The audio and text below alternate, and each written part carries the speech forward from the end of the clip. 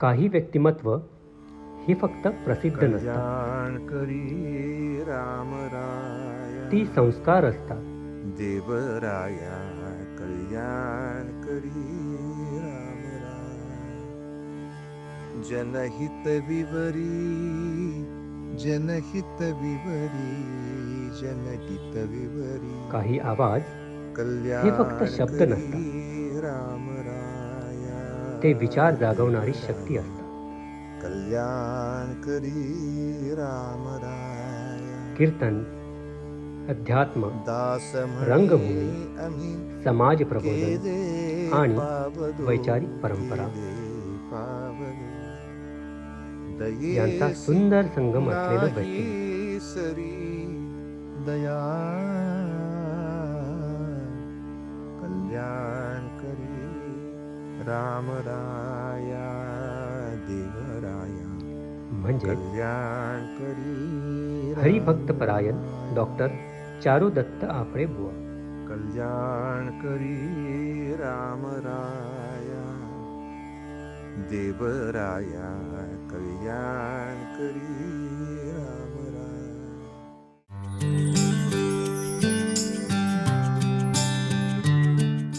नमस्कार प्रेक्षको, मी अतुल यशवंत गाडेकर आणि आपण पाहत आहात स्वतःसाठी आपलं मराठी पॉडकास्ट, जिथे आपण अशा व्यक्तिमत्वांसोबत संवाद साधतो ज्यांनी आपल्या मेहनतीने, जिद्दीने आणि चिकाटीने स्वतःचं जीवन घडवलं आहे.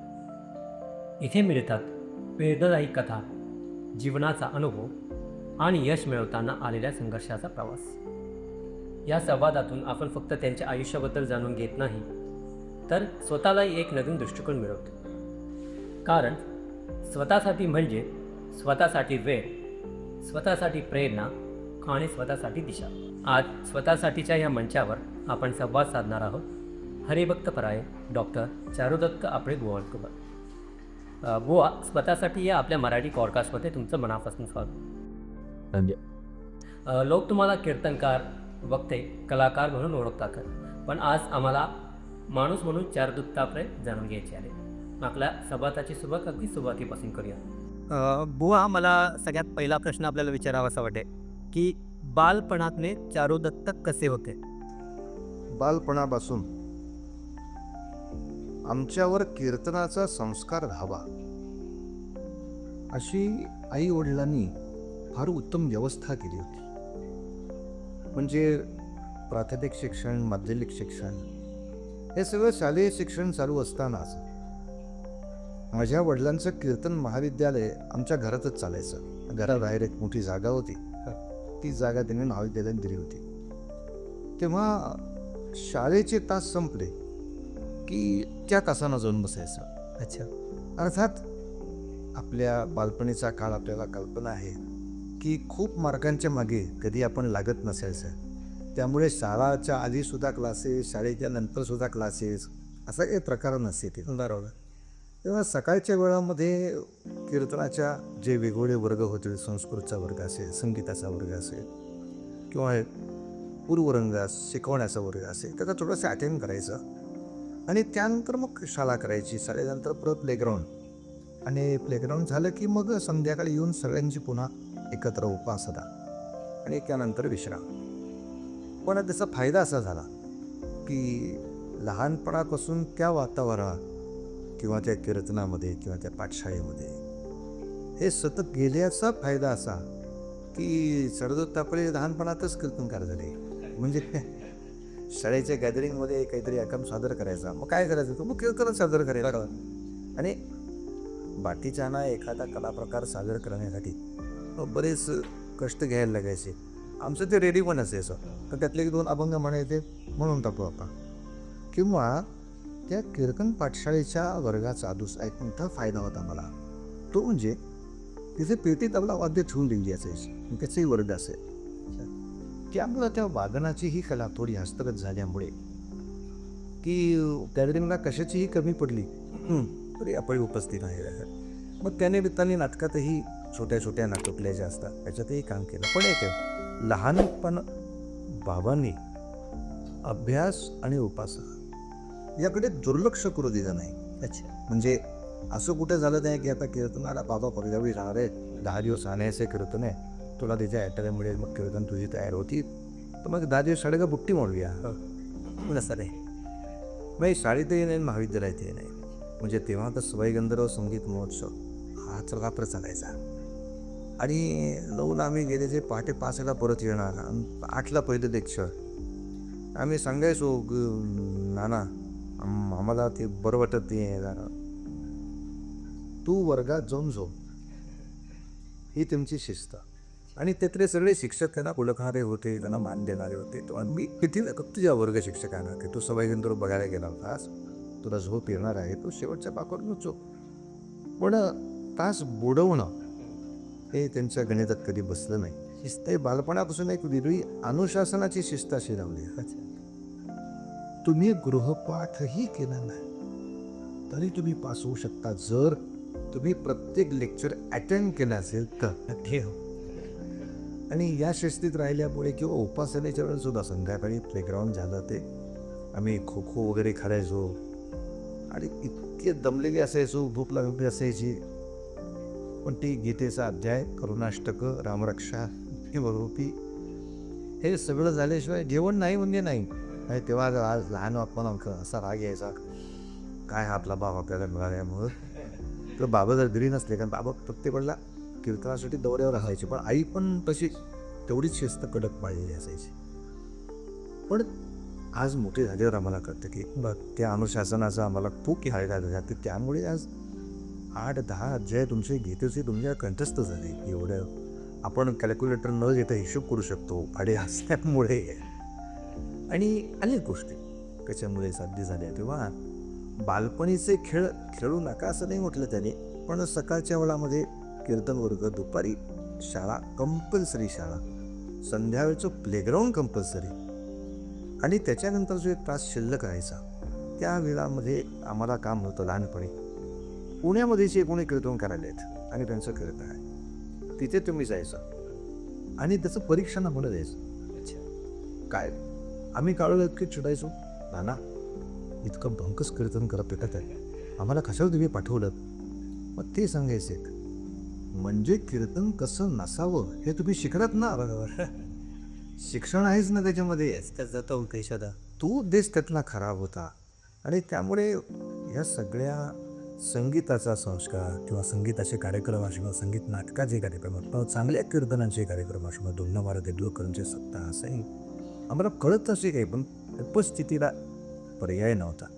त्यामुळे बालपण ह्या सगळ्यांच्या कृपेला अतिशय समृद्ध गेलं की ज्या शिदोरीवर आज आम्ही इतके सुखात आहोत. बुवा, आपण म्हणजे अगदी सगळ्यांनाच माहिती आहे की म्हणजे आपल्या वडिलांचं व्यक्तिमत्व हे खूप मोठं होतं, आणि त्यांचं असं व्यक्तिमत्व मोठं असताना तुम्हाला स्वतःची जी ओळख निर्माण केली तुम्ही, ते कठीण होतं का? म्हणजे कसं होतं ते?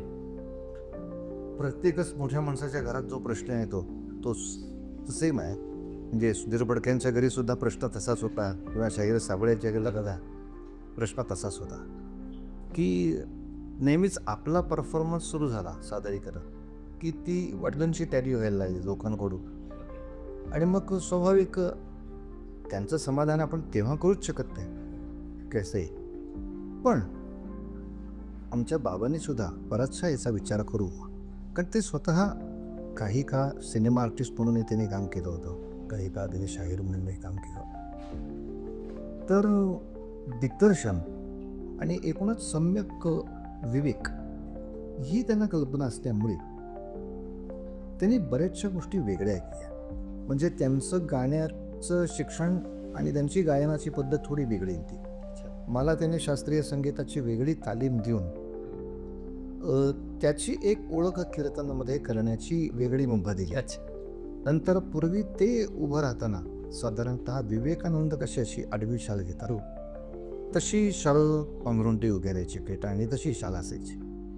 आता मुळात ते उंचीलाही 6 फूटच्या वर होते, त्यांना ती छान दिसायची. पण जेव्हा मी तसंच करायला लागलो वेशभूषेमध्ये, तेव्हा ते म्हणजे नाही रे तुझी उंची मुळात कमी आहे. आणि ॲज ए दिग्दर्शक किंवा ॲज ए फॅशन डिझायनर, आडव्या लाईनचा शर्ट तुम्ही घालणं हे तुम्ही आणखीन स्वतःला बुटकं करून घेणं, तर ह्या पद्धतीनं तू तुझी वेशभूषा केली पाहिजे असं. किंवा ते ज्या पद्धतीने कीर्तन सुरू करतात तसं सुरू न करता तू अजून काय वेगळ्या पद्धतीनं कीर्तन सुरू करायचं असेल, किंवा जी गाणी त्यांची गायनाची एवढी वेगळी तालीम झालेली नसल्यामुळे मी जी येऊ शकत नाही, त्या गाण्यांचा तुला कसा त्याच्यामध्ये अंतर्भाव करता येईल की ज्यायोगे प्रत्येक गोष्टीचं टॅली थांबेल की अरे हे गाणं बुवा म्हणतच नव्हते कीर्तना, हे वेगळंच गाणं आता काय केला, किंवा या पद्धतीनं सुरुवात ते करत नव्हते त्या पद्धतीने वेगळी सुरुवात झाली. म्हणजे सातत्याने प्रत्येक गोष्टीत जी टॅली होते ती कुठेतरी कमी करण्याचा त्यांनी खूप प्रयत्न केला.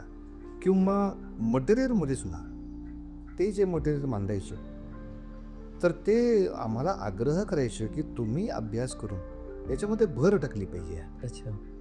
की ज्यायोगे की ठीक आहे हेच चरित्र आम्ही बुवांकडनं ऐकलेलं आहे, पण ह्या गोष्टी बुवाने नव्हत्या सांगितल्या, ह्या तुम्ही जास्तीच्या 2 सांगितल्या. बरोबर. म्हणजे जो खरा रसिक असेल ना तो नक्की तुम्ही जे इनरिच केलं तेव्हा दाब देणारा असतो. बरोबर. तेव्हा गोष्ट होती अवघड यात संशय नाही, पण त्याच्यावर मात करायला सुद्धा आईबाबांनी इतके सुंदर शिकवलं आम्हाला, आणि इतरही अनेक आमच्या मार्गदर्शकांनी आम्हाला ते उपलब्ध करून दिलं की आता मी संगीत नाटकातही थोडं काम करायचं होतं, पण त्यांचे ते तर कसं ते गाणे काढून द्यायचे, अरे हे गाणं तुझ्या कीर्तनात या प्रसंगाला योग्य वाटेल, कारण नाट्यसंगीताचा वेगळा अभ्यास केलेला नसल्यामुळे बाबांच्या कीर्तनामध्ये हे गाणं तिथे येणार नाही, काही झालं तरी तुला हे गाणं या ठिकाणी वापरता येईल, तुला हा प्रसंग या ठिकाणी वापरता येईल, किंवा एखाद्या नाटकातला हा संवाद तुला या ठिकाणी वापरता येईल. अशा तऱ्हेची बरीचशी मला अनेक लोकांनी सुंदर अशी झाकणी दिली, आणि त्यामुळे सातत्याने जी तुलना होती ती पुष्कळशी त्यातली थांबली, उतरली, आणि मला माझं कीर्तन म्हणून एक वेगळं उभं करता आलं. आज बाबांच्या कीर्तनाचे सुद्धा वेगवेगळे पण आहेत, नाही असं नाही, की ज्यायोगे माणसं ते ऐकून समजू शकतात की मटेरियल हे आहे पण मोदक वेगळा आहे. बुवा, आज तुम्ही कीर्तनकार आहात, पण समजा तुम्ही जर कीर्तनकार नसता तर आज तुम्ही कुठल्या क्षेत्रात असतात? बहुतेक मी संगीत नाट्य रंगभूमीवरती अच्छा. मोठी करिअर केली असते असं वाटतं मला, कारण लहानपणापासून आम्हाला आवड ह्या 2च गोष्टीची जास्त लागली. बाकी आम्ही खेळायचो खूप जरी बाकी सगळं, पण खो खोमध्ये काही आपलं नाव करावं किंवा हॉकीमध्ये पुढे जावं अशी उलबी नव्हती आतमध्ये. पण नाटकं इतकी पाहिली जायची किंवा नाटकांचा अभ्यास, आणि तो कुठेतरी आतून होता बरं की आणि ऐकावं पाहावं. तर एखाद्या वेळी शक्यता ती आहे की त्या रंगभूमीवरती मी आज आहेच नाही, बऱ्यापैकी प्रतिष्ठा होते त्या रंगभूमीवर, पण ह्याच्यापेक्षा अधिक काहीतरी वेगळ्या अंगाने तिथे मी दिसलो असतो. ह्याची जेव्हा हे सगळं व्यासपीठ होतं, म्हणजे अगदी रंगभूमी म्हणा किंवा कीर्तन म्हणा, तर मग या व्यासपीठावर पहिल्यांदा उभं राहिले तेव्हा त्या भावना काय होत्या तुमच्या त्यावेळी? आता पहिल्यांदा हा शब्द बराच वेळा वापरायला लागेल बराच, कारण आधी लहान असताना मी जेव्हा शाळेत किंवा सोसायटीत कीर्तन करायचो तर त्याला आपण पहिल्यांदा खरं म्हणायचं नाही, ते काहीतरी बाबांनी पाठ करून घेतलेलं आहे की आपण म्हणायचो. बरोबर. हां, पहिल्यांदा जिथे म्हणता येईल की जिथे आता बाबांच्या गादीवर तुम्ही उभे आहात, आता तुमचे विविध गुणदर्शनी आहे, तुम्ही एक व्रत पण उभे आहात. तर ही पहिल्यांदा घटना जी झाली ती 85-86 साली झाली, 85 की आमचं मूळ गाव हे क्षेत्रमावली, म्हणजे साताऱ्याच्या शिवाय क्षेत्रमावली हे रामशास्त्री प्रभूण्यांचं गाव व सज्जनगडचा पायथा. आणि म्हणजे आमच्या आजी रामशास्त्री प्रभूण्यांच्या घराकडची होती. अच्छा. तो बाणेदारपणा बाबांकडे असा बाहेर काढणारा. आफळे घराण्याचा इतिहास बघितला तर रामदास स्वामींच्या पासूनच या घराला कीर्तनाचं वतन आहे. अच्छा. आडगावचं तेव्हा वतन होतं. तर वडिलांकडनं कीर्तनाचा वारसा ऐकून हा न्यायाचा वारसा असं घेऊन बाबा तयार झाले होते. तर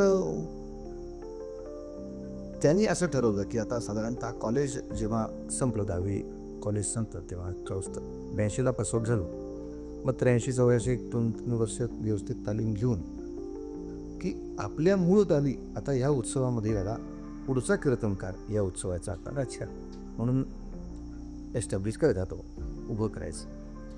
तेव्हा 85 साठी पहिल्यांदा त्यांनी, म्हणजे ते स्वतः उपस्थित असताना त्यांच्याच कीर्तनात त्यांनी त्यांच्या हातून मला फेटा बांधून अंगावर शाल घालून ती झांग हातामध्ये ठेवून ते समोर खुर्चीत जाऊन बसले. नाही तर ह्याच्या पुढचं कीर्तन तू कर. आणि गोष्ट खूप अवघड होती.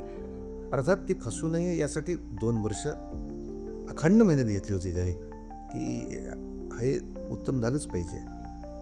तेव्हा त्या क्षणाची भावना अवर्णनीय आहे की एकाच वेळेला ते स्वतः ऐकतायत आणि आपल्याबरोबर येईल का नाही ही प्रचंड भीती आहे. दुसऱ्या बाजूची भीती म्हणजे एवढ्या सगळ्या लोकांनी 30-40 वर्ष बाबांचं कीर्तन ऐकतात. बरोबर, ती माणसं माझं कीर्तन ऐकायला बसली आहे. आणि तेव्हा आम्ही कॉलेजमधनं पास आउट काय 18-19-20 वर्षाचं वय फक्त जास्तीत जास्तांचं की या वयामध्ये ही माणसं आपल्याला स्वीकारणार का नाही स्वीकारणार कसं होणार. आणि तिसरी बाजू मात्र होती ती कृतार्थतेची होती. की आपण बालवयापासून जे म्हणून का होईना जसा यथाशक्ती कीर्तनाचा संस्कार घेतला, कीर्तन शिकलो. कारण कीर्तन पाठशाळेचे सुद्धा परीक्षा असायच्या, त्याचे अभ्यासक्रम होते, देखील पेपर होते आम्हाला तेव्हा असायचे ते. तोंडी परीक्षा वेळेला असायच्या. आता एवढ्या सगळ्या दिल्या बाबाने आपल्यावर एवढी मेहनत घेतलेली आहे.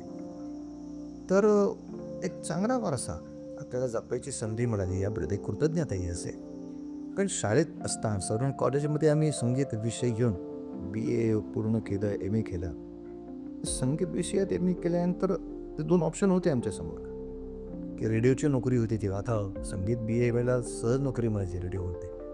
की आकाशवाणीची नोकरी करूनही तुला मग यथाशक्ती जेव्हा सुट्टी असेल तेव्हा कीर्तन कर असं करायचं आहे का पूर्ण वेळ तुला कीर्तन करायचं आहे.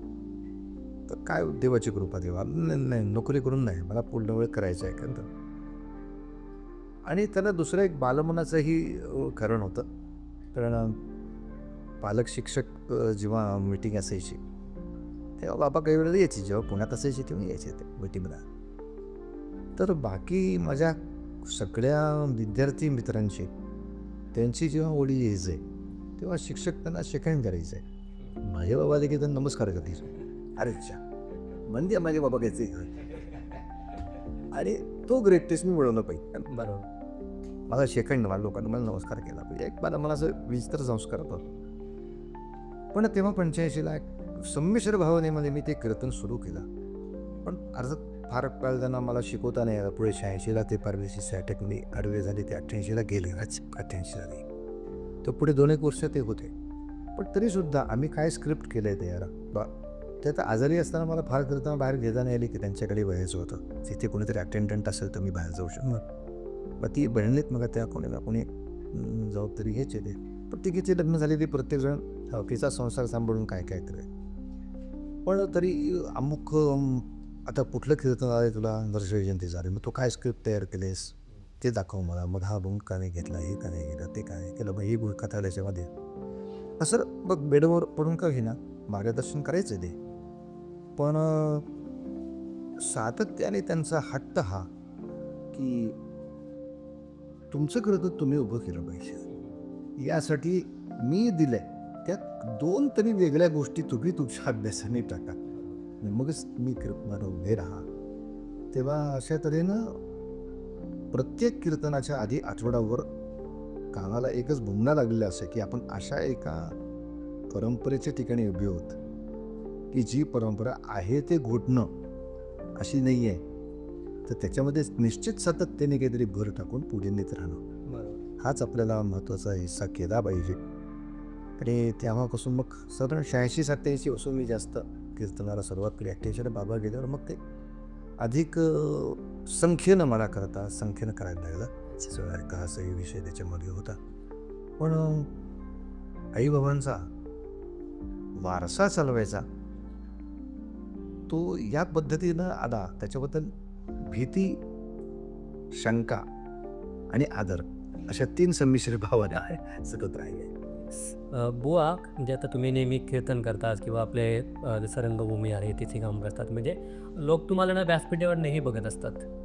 पण मग तरी पण आम्हाला सगळ्यांना हा एक प्रश्न आहे की एकांतातले चारुदत्त अफळे कसे असतात? एकांतातले का घरातले? म्हणजे एकांतातले घरातले किंवा एकांतात जसं नाही, घरामध्ये आम्ही अगदी घरच्यासारखे असतो. म्हणजे तुम्ही किती व्यासपीठावर जरी पाहिलं तरी घरातली नित्य कामं घरात असताना नाही, दूध आणायचं आहे, भाजी घ्यायची आहे, किराणा बघायचा आहे, नंतर मी आहे तर आता मग लाईट बिल भरायला मी जायचं आहे, किंवा घरातल्या काही स्वच्छतेकडे लक्ष द्यायचं आहे, किंवा मुलांना थोडं अटेंड करायचं आहे. आणि बाकी वेळेस तर काय पत्नी सतत काम करत होत्या त्याच्यामध्ये. तर मी असताना मग आता मी रियाज करत नसलो तर मग आता ती म्हणली मला 2 कामं होईपर्यंत मी उरकते, तुम्ही तर यांच्याकडे पाहिलं पाहिजे. मग केव्हा सवय लावून घेतली की मग मुलांबरोबर कॅरम खेळता खेळता पण रियाज करायचा आहे, म्हणजे त्यांच्याबरोबर खेळणेही झाले आता पत्तेही झाले आपलं या सब कारण. पण आम्ही घरी करते सारखेच की, आणि ते मुलांनी आम्हाला जास्त जाणीव करून दिली या सगळ्या गोष्टीची, की मुलगी माझी शाळेमध्ये होती तेव्हा तिसरी चौथी नसेल, आणि दिवाळीला मग तुला कुठला फ्रॉक आणायचा, अमुक कसं आणायचं, तमुक काय आणायचं. आता पुढे त्यांची आवड सुरू झाली होती. 1ली 2रीपर्यंत आम्ही आणून ती घालत होते ते. आता 3री 4थीला तुला कुठला फ्रॉक पाहिजे, कसा फ्रॉक पाहिजे.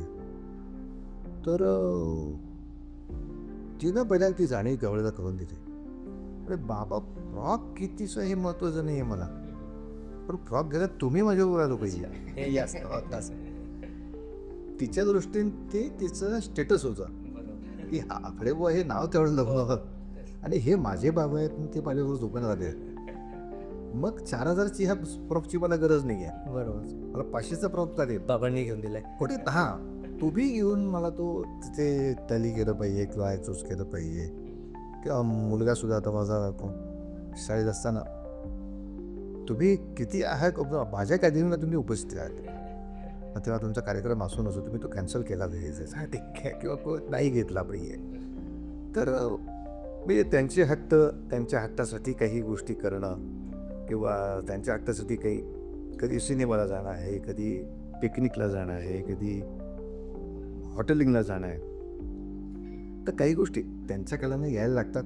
अर्थात त्याचा आम्हाला त्रास होतो सगळ्या गोष्टीचा. त्याचं कारण काय असतं, त्यांच्या डोक्यात असतं की आपण आता पिकनिक करावी, पण पिकनिकला गेलं तरी कीर्तन ऐकल्याची माणसं तिथे सापडतात, आणि तिथं परत दर्शनाची रांग लागतेच. बाबा तुम्ही दर्शनाला कंदीत बसू होता, परत पिकनिक करायचं होतं. आणि म्हणलं आता पैसा पत्करल्यानंतर मी हॉटेलला बसलेला असलं तरी हॉटेलचा मला नमस्कार करायला येणारच आहे, मला काही गरज तरी कुठं नाही. हो ठीक आहे, मी तर जास्तीत कमी करू शकेल, पण अवघड नाही करू शकत आपण ह्या गोष्टी. त्याच्यावर तर तुमचा आमचा स्टेटस आहे उभं, त्यामुळे तो काही प्रश्न नाही. पण घरामध्ये अगदी फार मला पदार्थ तयार करता येत नसले तरीसुद्धा अगदीच अडचण आली तर ब्रेडला लोणी लावून साखर घालून देणं, किंवा आपल्या लग्नांसाठी ज्या काही गोष्टी घरात करायच्या असतात तशाच सगळ्या आम्ही करतात. प्लस हे ऑनलाईन क्लासेस असतात, हे मुलं ते क्लास करतो आपल्या तिथे. बुवा, आज आपण बघतो की म्हणजे लोक जे आहेत आज ते देव शोधतायत की मानसिक शांतता, म्हणजे अध्यात्माकडे श्रद्धेपेक्षा सोल्युशन म्हणून बघितलं जाते का? दोन्ही गोष्टी एकात एक गुंतलेल्या आहेत असं वाटतं मला. अच्छा. की आत्ता एकदम सामान्य माणसाला त्याचं सामान्य जीवन जगत असताना स्पेसिफिकली आत्ता देव त्याला मिळण्यापेक्षा त्याला मानसिक शांततेचीच गरज पहिली आहे असते. अच्छा. आणि आपल्या आध्यात्मिक साधनेमध्ये सुद्धा देव प्राप्त करणं ही आपण नेहमीच साधनेची लास्ट स्टेज झाली आहे. सुरुवातीला त्याला मन शांत करणं, त्याच्या भावनांची जी स्पंदन आहेत त्याला कुठेतरी मर्यादा असवा, आणि त्याच्यानंतर एक व्यवस्थित त्याची काय म्हणायचं आध्यात्मिक बैठक तयार झाली की मग देवदर्शनाकडे त्यांनी वाटचाल करणं, हा सगळा विषय आहे. त्यामुळे ठीक आहे, म्हणजे एखादा मनुष्य जे काही आत्ता साधन करतो आहे ते मला आत्ता उद्या देव मला दिसावा, मला देव प्राप्त व्हावा, या भावनां जरी असल्या तरी 90% तरी किमान अनेकांची भावना त्याला माझ्या किमान मानसिकतेला शांतता मिळावीच हे निश्चितपणे आहे. मात्र एक आहे, तुम्ही जसं म्हटलात तसं की या सोशल मीडियामध्ये की तुम्हाला मी 1 तासात समाधी दम देतो, किंवा तुम्हाला अशा मी काही 2 साधना सांगतो की तुमच्या सगळ्या समस्या एकदम धापकन उद्याच्या उद्या, ह्या तऱ्हेची एक काय म्हणतात स्वस्तची अशी जाहिरातबाजी झाल्यामुळे ते थोडंसं गढूळ झालं वातावरण, यात संशय नाही. पण तरीसुद्धा म्हणजे योग्य मार्गदर्शकाला किंवा योग्य संतांच्या वचनाला डोळ्यासमोर धरून जर माणसाने हा प्रवास केला तर मानसिक शांततेमध्ये सुद्धा त्याला काही क्षण दैवी सहवासाचा आनंद मिळून जातोच. आणि नंतर मग तो प्रत्यक्ष देवदर्शन किंवा प्रत्यक्ष देव साक्षात्कारापर्यंत नक्की वाटचाल करू शकतो. पण एक मानसिक शांतता मिळेल म्हणून जरी एखादी माणसानं साधन चालू केलं, मला आता देव भेटायची मला अपेक्षा नाही, पण मला मानसिक शांतता पाहिजे म्हणून मी योगा करतोय, प्राणायाम करतोय, अनुलोम विलोम करतोय, काहीतरी स्तोत्र वाचतोय किंवा करुणाष्टक वाचतोय किंवा काहीतरी चांगलं आध्यात्मिक संगीत ऐकतोय, तरीसुद्धा तो त्या स्टेजला गेला की तो देवाच्याकडे जाण्याची त्याच्यामधली अभिलाषा आणि गती ही नक्की वाढणार. बुवा, म्हणजे हा खूप महत्त्वाचा प्रश्न आहे. म्हणजे भक्ती आणि अंधश्रद्धा त्याच्यातली नेमकी रेषा कुठे आखता येईल? तर भक्ती या शब्दाची व्याख्या आपल्या शास्त्रामध्ये नारद मुनींनी भक्तिसूत्र जी लिहिली आहे, यामध्ये त्यांनी भक्तीच्या अनेक व्याख्या दिल्या आहेत, पण त्यातली एक महत्त्वाची व्याख्या दिली आहे की परमेश्वरावरचं परमप्रेम म्हणजे भक्ती. सात वाचून परम प्रेमरूपा. तर जेव्हा आपण एखाद्यावरचं प्रेम व्यक्त करतो तर ते प्रेम योग्य रीतीनं व्यक्त होत असेल, योग्य रीतीनं त्याचा निर्वाह होत असेल, तर मग त्याची भक्ती चालू आहे असं ठरूया. पण त्या प्रेमामध्ये जर आपला स्वार्थ घातला आपण आणि मग स्वतःच्या स्वार्थासाठी काही वेगळेपणा त्याच्यामध्ये आणून याने त्याला बरं वाटेल असं आपणच ठरवायचं, इथे कुठेतरी अंधश्रद्धेला सुरुवात होते. म्हणजे गाडगे बाबा असं म्हणायचे की परोपकाराने सगळ्यांशी चांगलं वागण्याने देव जास्त संतुष्ट होणार आहे, कारण सगळीच त्याची लेकरं आहेत. हा एकदा भाव पक्का झाला मग ह्या सगळ्या लेकरांची काळजी घेण्यानेच तुम्हाला जास्त प्रसन्न होईल ना. उदाहरणाच्या दृष्टीने ते खरं झालं. मग महाराज ते म्हणायचे की जेव्हा तुम्ही तुमच्या डोक्याने असं ठरवता की बकरं मारले मी आपलं कल्याण होणार आहे, कोंबडं मारले मी आपलं कल्याण होणार, म्हणजे शेवटी कोंबडं बकरं हे कोणाचं लेकरू आहे? त्या देवाचं द्यावं. तुम्ही मनाने जेव्हा ठरवता की एकाच आई बापाला त्याच्या एका लेकराला मारल्यामुळं दुसऱ्या लेकरावर त्याची कृपा करावी, अशी जेव्हा तुम्ही पूर्ण तर्काला विसंगत भूमिका घेता आणि मग काही अबुरी कृत्य करायला उभे राहता, तेव्हा मग साधारणतः त्याला आपण अंधश्रद्धेचं स्तोम असं आपण म्हणतो की ज्याच्यामध्ये किती गोष्टी आपल्या स्वार्थासाठी माझ्या उगाच जीवाला बरं वाटेल म्हणून दुसऱ्याचं वाईट करणं, ज्या आपल्या उपासनेमध्ये दुसऱ्याच्या वाईट करण्याचा, दुसऱ्याचं अहित करण्याचा आनंद किंवा वाईट करण्याची कृती होईल, तेच कुठेतरी अंधश्रद्धेला आपल्याला खतपणे दिसतं की तुला 500 फटके मारणं ही यांनी देव प्रसन्न होईल किंवा मी सरपटत राहणं यांनी मला देव प्रसन्न होईल. तेव्हा अशा तऱ्हेनं पुण्य पर उपकार पापते परपीडा जितकं स्वच्छ महाराजांनी सांगितलेलं आहे. त्यामुळे जिथे परपीडनात्मक कृती येतात तिथे आपण अंधश्रद्धा म्हणू शकतो. पण जोपर्यंत या सृष्टीचं कल्याण करण्यासाठी, या सृष्टीला सांभाळण्यासाठी आणि अधिक काही ना काही संतांनी सांगितलेली साधना करण्यासाठी अशा मार्गावर जो माणूस असेल तर तो भक्तीच्या मार्गावरती आहे. जेव्हा तो स्वार्थासाठी किंवा सत्तेसाठी इतरांच्या अहिताच्या मागे लागतो, ते देवाने मला सांगितलंय म्हणून मी तुम्हाला खाईत कर अशा जिथे लागतो, तिथे मात्र अंधश्रद्धेचा विषय येतो. आता ही जी नवीन पिढी आहे बुवा, ही आपण बघतो म्हणजे नेहमी, तर मग जे आता हे संत साहित्य आहे त्यांना असं बोरिंग वाटू लागलं का? म्हणजे काय वाटतं तुम्हाला? त्याचं कारण थोडंसं असं झालं आहे की मध्यंतरीच्या ह्या काळात, म्हणजे 40 वर्ष मध्यंतरीची म्हणजे छोटा काळ नाही, 40-50 वर्षाच्या काळात कीर्तन प्रवचना जी झाली संत वाङ्मयावर, यातली बहुतांशी कीर्तन प्रवचनं ही संतांच्या निवृत्तीपर अभंगांवर जास्त झाली. त्यामुळे साधारणतः सगळा प्रपंच सोडला पाहिजे, पैसा टाकला पाहिजे, मोहमाया बाजूला केली पाहिजे, घर सोडून जंगलात गेलं पाहिजे, तिथे मग देव वगैरे वगैरे. म्हणजे याही अर्थाचे अभंग आहेत, नाही आहेत असं नाही, पण संतांनी सम्यकपणे प्रपंच करणाऱ्या माणसाने सुद्धा कसं वाढलं पाहिजे, विद्यार्थी असताना कसं याचे पण अभंग लिहिलेत ना.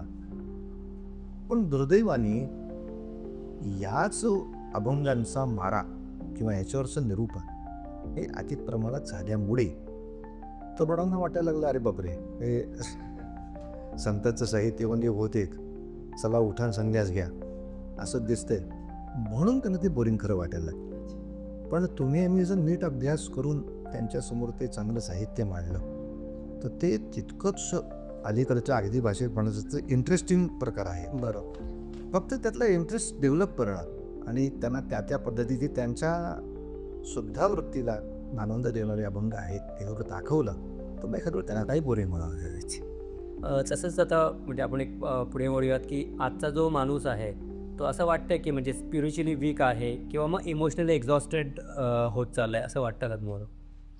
या दोन्हीचं कारण आपल्या उपासना बंद पडी आहे.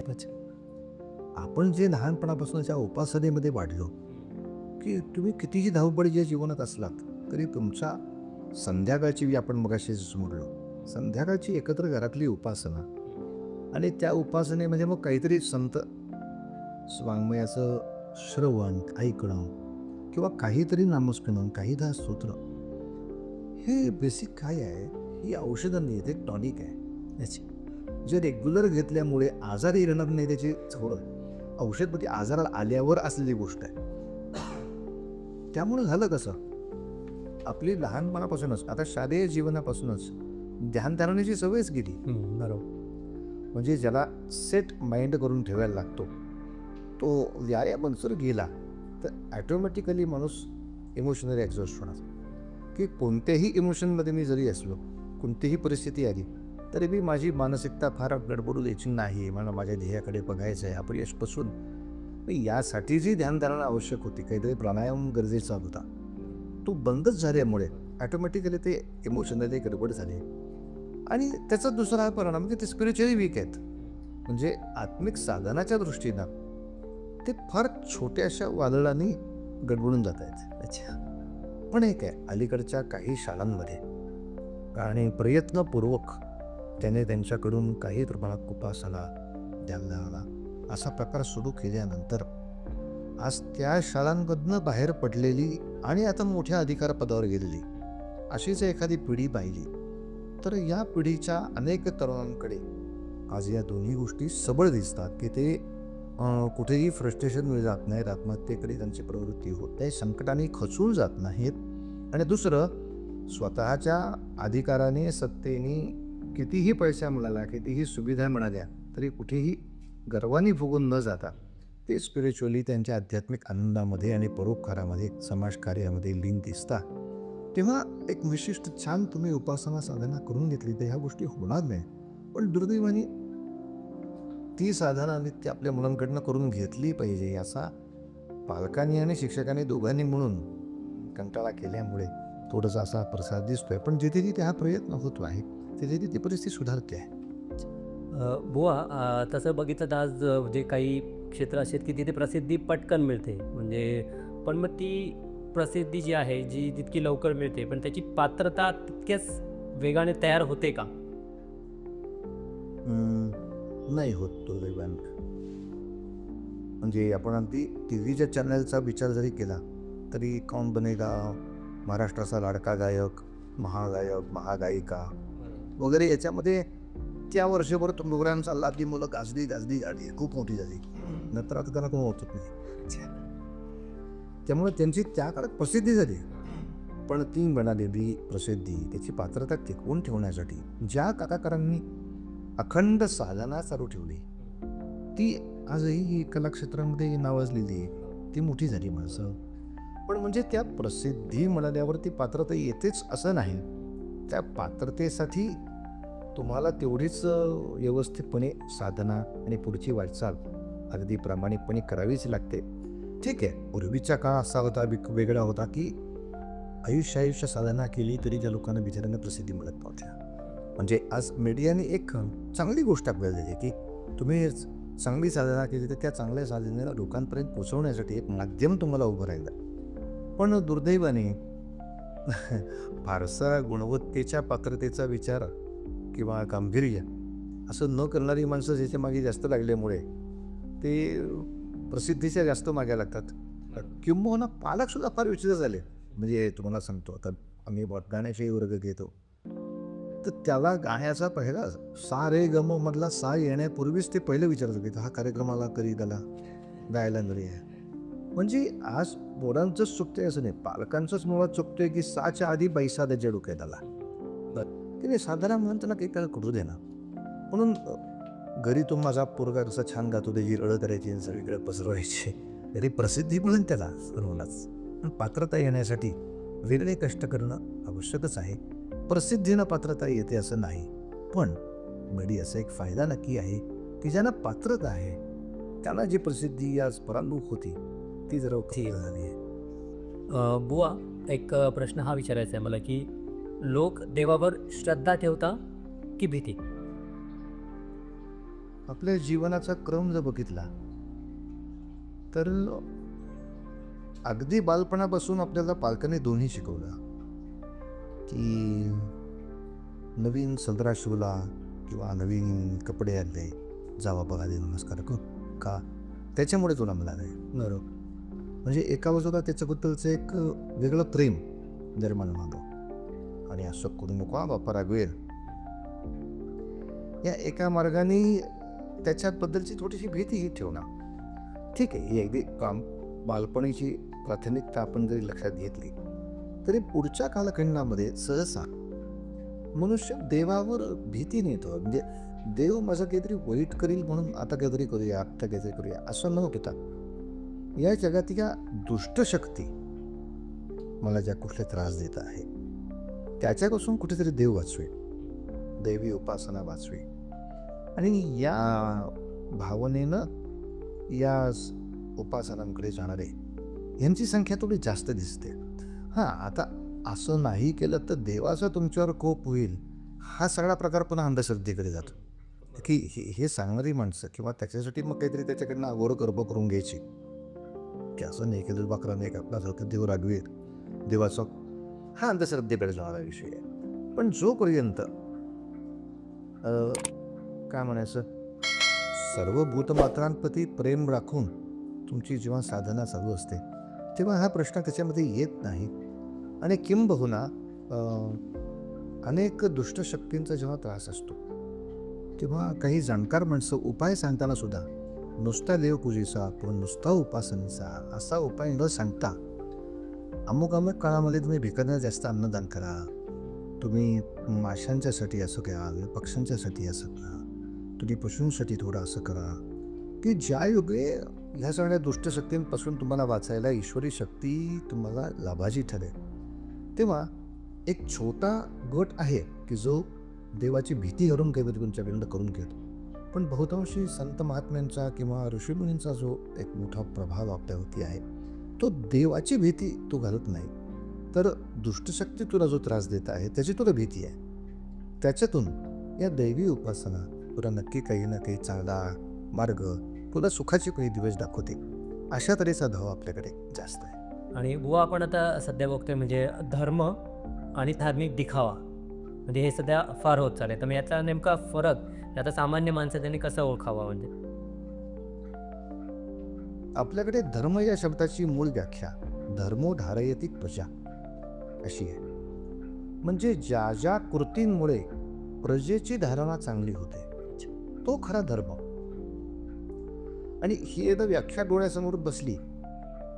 पूर्वीच्या काळी ह्या सगळ्या ज्या काही अनुष्ठानं असायची याच्यामध्ये मुळातच पहिलं थिंकिंग हे असायचं की प्रजेला त्याचा जास्तीत जास्त फायदा झाला पाहिजे, त्याची धारणा जास्त अधिक चांगली झाली पाहिजे.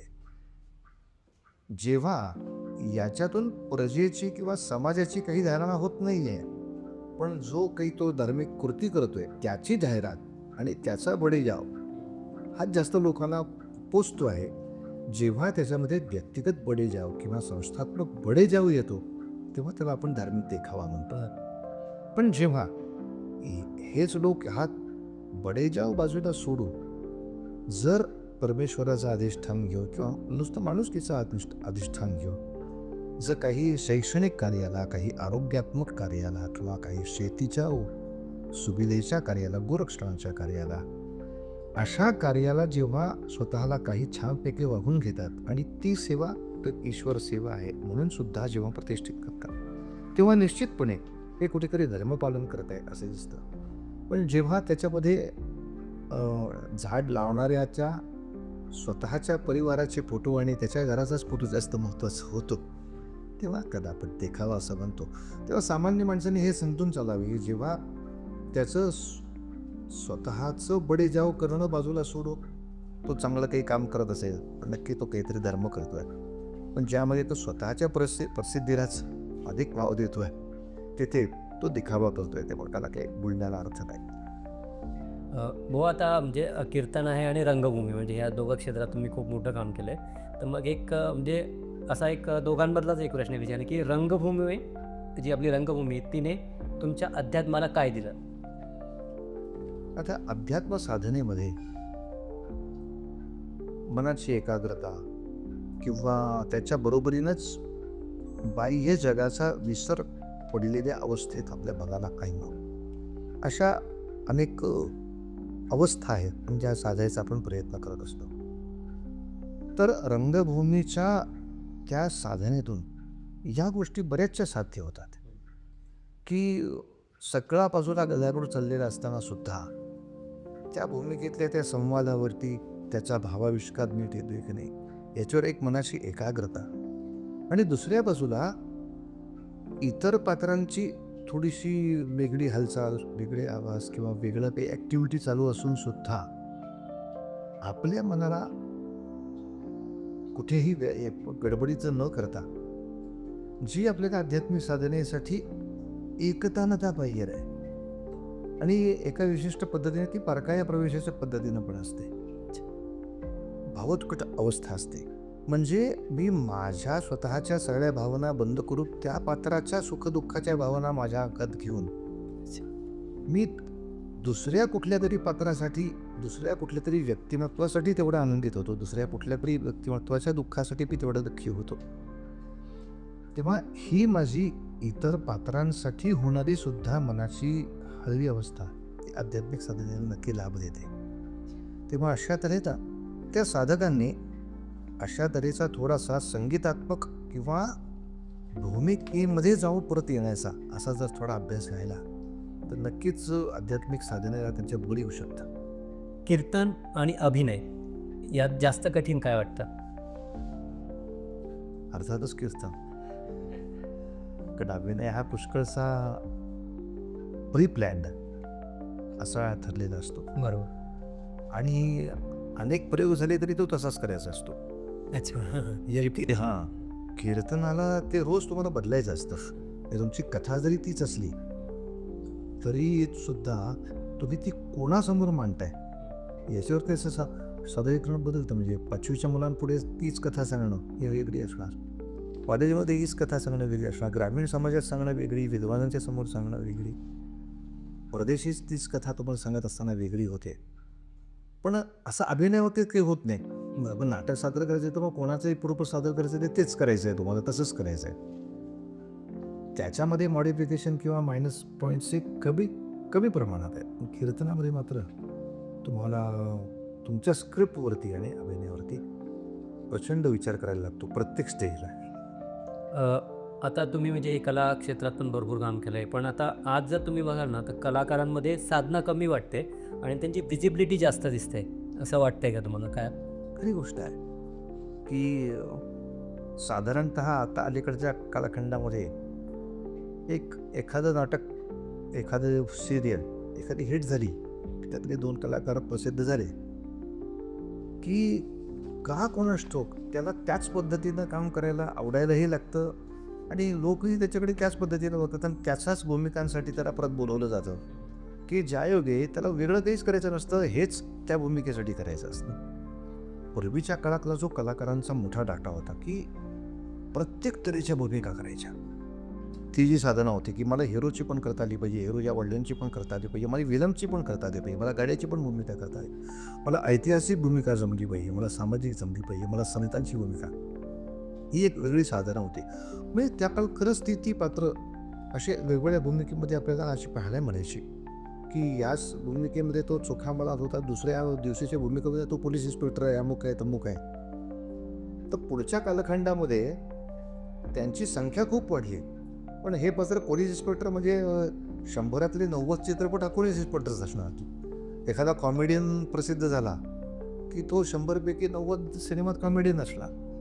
तेव्हा तो म्हणतात ती खरी गोष्ट आहे की वेगवेगळ्या प्रकारच्या भूमिकांना मी प्रयत्न करीन अशी थोडीशी त्याचीही ईर्ष्या कमी पडली आणि तसं त्याच्याकडनं करून घ्यावं की दिग्दर्शकाने निर्मात्याला सुद्धा फार वेळ काढायला संधी ठेवलेली नाही त्यांनी.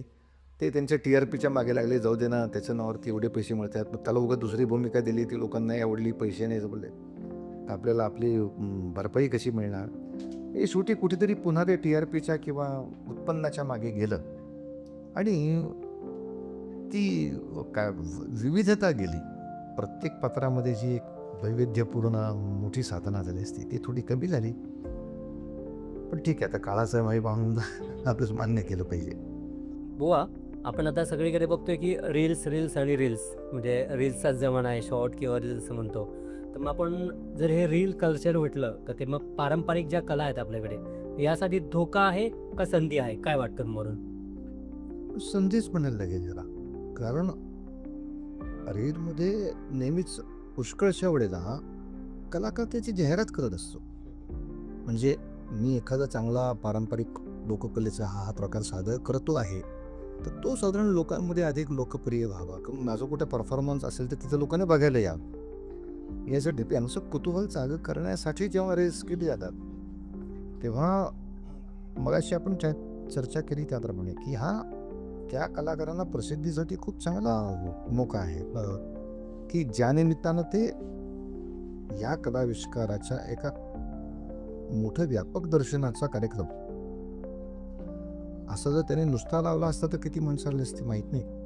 पण रीलमुळे त्याची उत्सुकता, त्याबद्दलची जाहिरात चांगली केल्यामुळे ती उत्सुकता चांगली वाढते आणि ज्यामुळं पारंपरिक लोककलांकडे त्यांचा आस्वाद घेण्याकडे लोकांचा कल वाढू शकतो. तर चांगली संधी आहे.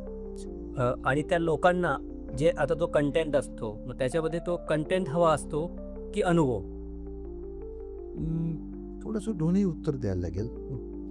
पण लोकांना कंटेंट नवीन हवाच असतो. बरोबर.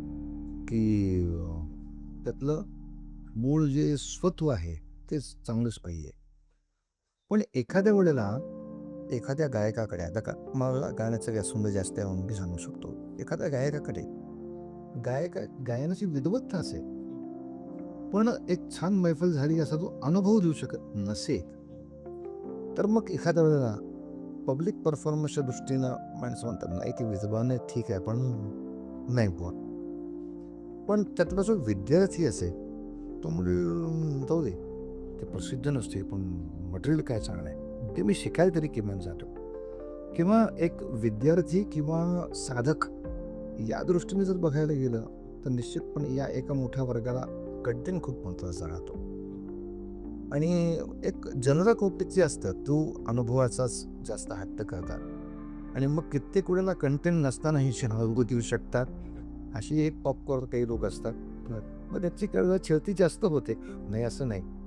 पण प्रामाणिक साधना करणारा किंवा प्रामाणिक परीक्षण करणारा असं म्हणूया आपण, असा जर विवेक माणसाकडे असेल तर तो ह्या दोन्हीला बऱ्यापैकी महत्त्व देतो की तो कंटेंटचंही बघतो की नाही बाबा एक मैफल म्हणून छान झाली पण मटेरियलही मिळत नाही मला याच्यामध्ये ऐकायला. मटेरियलचा नक्की तो विचार करतो.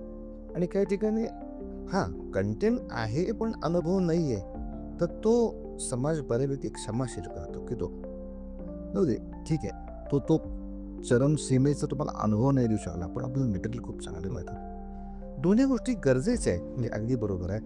आणि लोकांना दोन्हीची अपेक्षा असते. फक्त साधक वर्गाला कंटेंटची जास्त गरज लागते आणि कॉमन पब्लिकला अनुभवाची जास्त गरज. एक म्हणजे तुमच्या कलाकारासाठी, तुमच्या आतल्या कलाकारासाठी मला प्रश्न विचारतो की कलाकार म्हणून तुम्हाला कुठली सर्वात मोठी भीती वाटते? कलाकार म्हणून भीती प्रत्येक दिवशी आहे.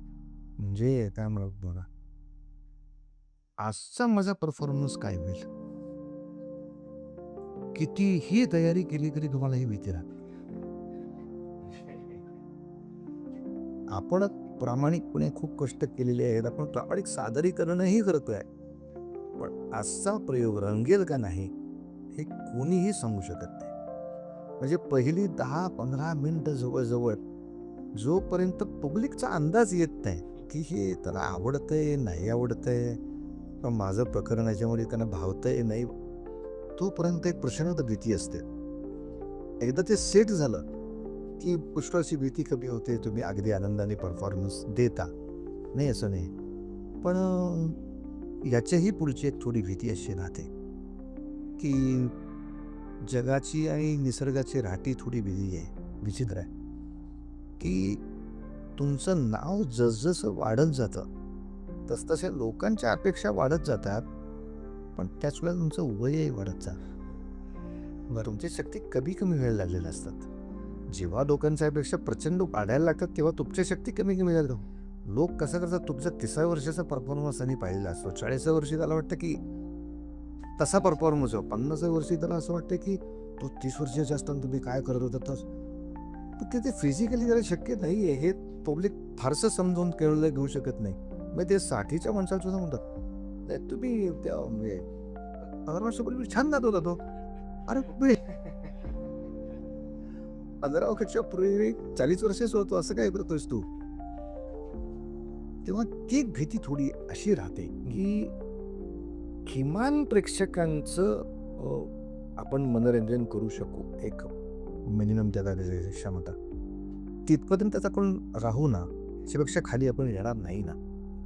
आम्ही त्यासाठी कष्ट नक्कीच करत असतो की ठीक आहे, अगं आमचा परफॉर्मन्स काही 20चा होणार नाही, पण किमान ज्या अपेक्षेनं लोक तेवढी तरी अपेक्षा आम्ही त्यांची काहीतरी पूर्ण करू शकतोय का नाही, ही कलाकार म्हणून सातत्याने तिथे राहते.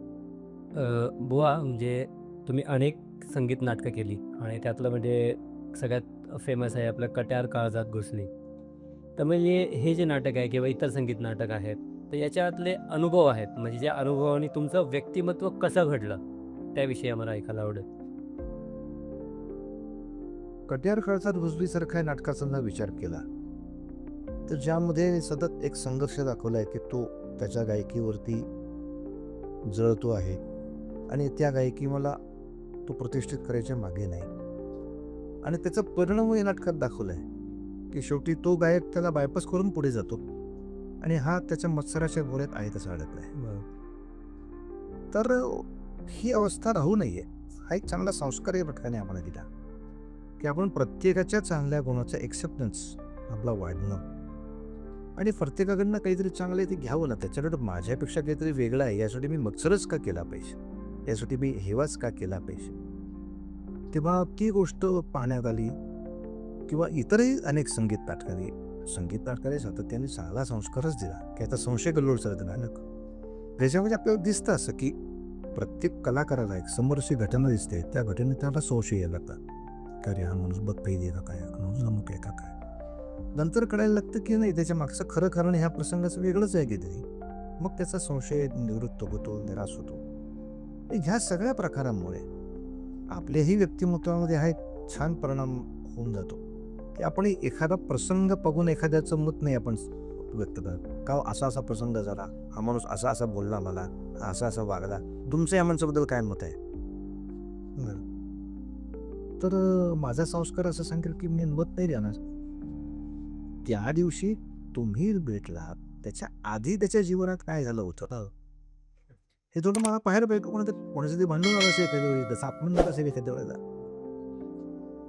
तो आत्ता कसा परफॉर्म करतोय याच्यावरती त्याचं व्यक्तित्व मी पण जोखणं किंवा ही किती मोठी चूक होऊ शकते. अशा तऱ्हेचे अनेक संस्कार की आजही आपण काय बघतो ना की माणसाचा एखादा परफॉर्मन्स बघतो आपण त्याच्यावर मत देऊन टाकतो, हा नाही असा असला पाहिजे, असं नाही करू. त्याचे 4 परफॉर्मन्स बघावेत आणि मग ठरवावं त्याचं नक्की काय गणित आहे किंवा त्याच्या मागची काय कारणं आहेत त्या काही शिवायला ती पाहावीत. हा एक ओपन माइंडेड, ब्रॉड माइंडेड हा चांगला संस्कार आम्हाला नाटकाने दिला. बुवा आता तुम्ही या कीर्तनाच्या निमित्ताने अनेक ठिकाणी फिरतात, अनेक व्यक्तिमत्व बघतात, अनेक लोक तुम्हाला असतात. पण मग जेव्हा तुम्ही निरूपण करता किंवा कीर्तन सादर करता किंवा मग लोकांना काही गोष्टी सांगतात, तर मग लोकांना त्याचं जे सत्य आहे ते खरंच ऐकायचं असतं की फक्त त्यांच्या मताला समर्थन पाहिजे असतं, म्हणजे काय वाटतं तुम्हाला? दोन्ही प्रकारची माणसं भेटतात, दोन्ही प्रकारची भेटतात की काहींना सत्य ऐकायचं असतं आणि ते स्वीकारायचंही असतं. म्हणजे तसं त्यांचं आधीपासून मत नसेलही की अरे मला तर असं वाटत होतं की ह्या म्हणत असं आहे किंवा हे तत्वज्ञान असं आहे. पण नाही, तुम्ही जर त्याचं सम्यक दृष्टांत सांगून बघ ह्या पुस्तकात हे पण आहे, ह्या पुस्तकात हे पण आहे, आता आपण ऐकलं काय ठरवायचं, तर या दोन्ही विचारधानात आपण विचार करत घेतलं पाहिजे. असं हे सांगितलं तर सत्य स्वीकारणारे आणि नवीन नवीन सत्य ऐकणारे हेही लोक आहेत. आणि असाच एक गट आहेच की जो त्याच्या मताच्या समर्थनार्थ तुम्ही बोलणार असाल तरच ऐकून घ्यायला तयार आहे. आणि आता मग तुम्हाला काहीतरी विघ्न करेल किंवा त्यांचा कार्यक्रम बंद पडेल किंवा तुम्हाला हाकलून तरी देईल. तर आणि काही ठिकाणी माझ्या मताप्रमाणे बोलणार असेल तर तुम्हाला वाटेल तू पैसे देऊ ते बोलवते. हा एक गट आहे, नाही असं नाही. पण तरीही आत्ता जो नवीन महाविद्यालयीन युवक वर्ग जो आला कीर्तक, तो मात्र निश्चितपणे एक चांगला वर्ग असा आहे की जो माझं ते खरं म्हणण्यापेक्षा खरं ते माझं हे स्वीकारायला तयार आहे. किंवा असं होत नाही की तुम्ही सत्य सांगितल्यामुळं माणूस व्हाईटचा ब्लॅक होतो, असं होत नसतं. काहीतरी चकला असतं त्याच्यामध्ये की व्हाईटनेस त्याच्यात तो तसाच राहतो. हा 4 गोष्टी इकडच्या आणि तिकडच्या कळल्यामुळे मला त्याचं आणखीन थोडं व्यापक दर्शन होतं. ठीक आहे ना, 4 गोष्टी त्याच्या चुकीच्या असल्या म्हणून त्याच्या 2 चांगल्या गोष्टी आहेत, त्याचा काही मला मत्सर वाटायची गरज नाही, त्याचा वाईट वाटायची गरज नाही. ज्या चांगल्या गोष्टी आहेत त्या चांगल्याच राहतील.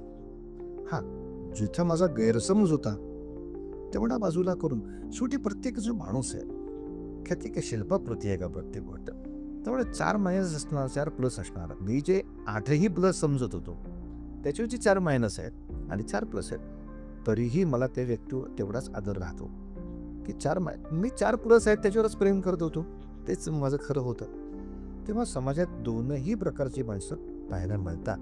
किंबहुना समाज कशाला आपले मस्तक कित्येक वेळ ती असते की आपण आपलं एक मत करून देत नसून आपल्यालाही आपल्या मताच्या विरोधामध्ये फारसा बुडलेला माणूस राग आणतो, असं असं काय बोलतो, असं कसं काय. तर आमच्या बाबांनी सुद्धा त्यांनी सहज सांगितलं, तू असं बोलत असेल ना त्याच्याकडे काहीतरी तो पुरावा असेल म्हणून बोलत असेल, त्याचा अभ्यास कर. हा मग तो खोटा आहे तू सिद्ध कर.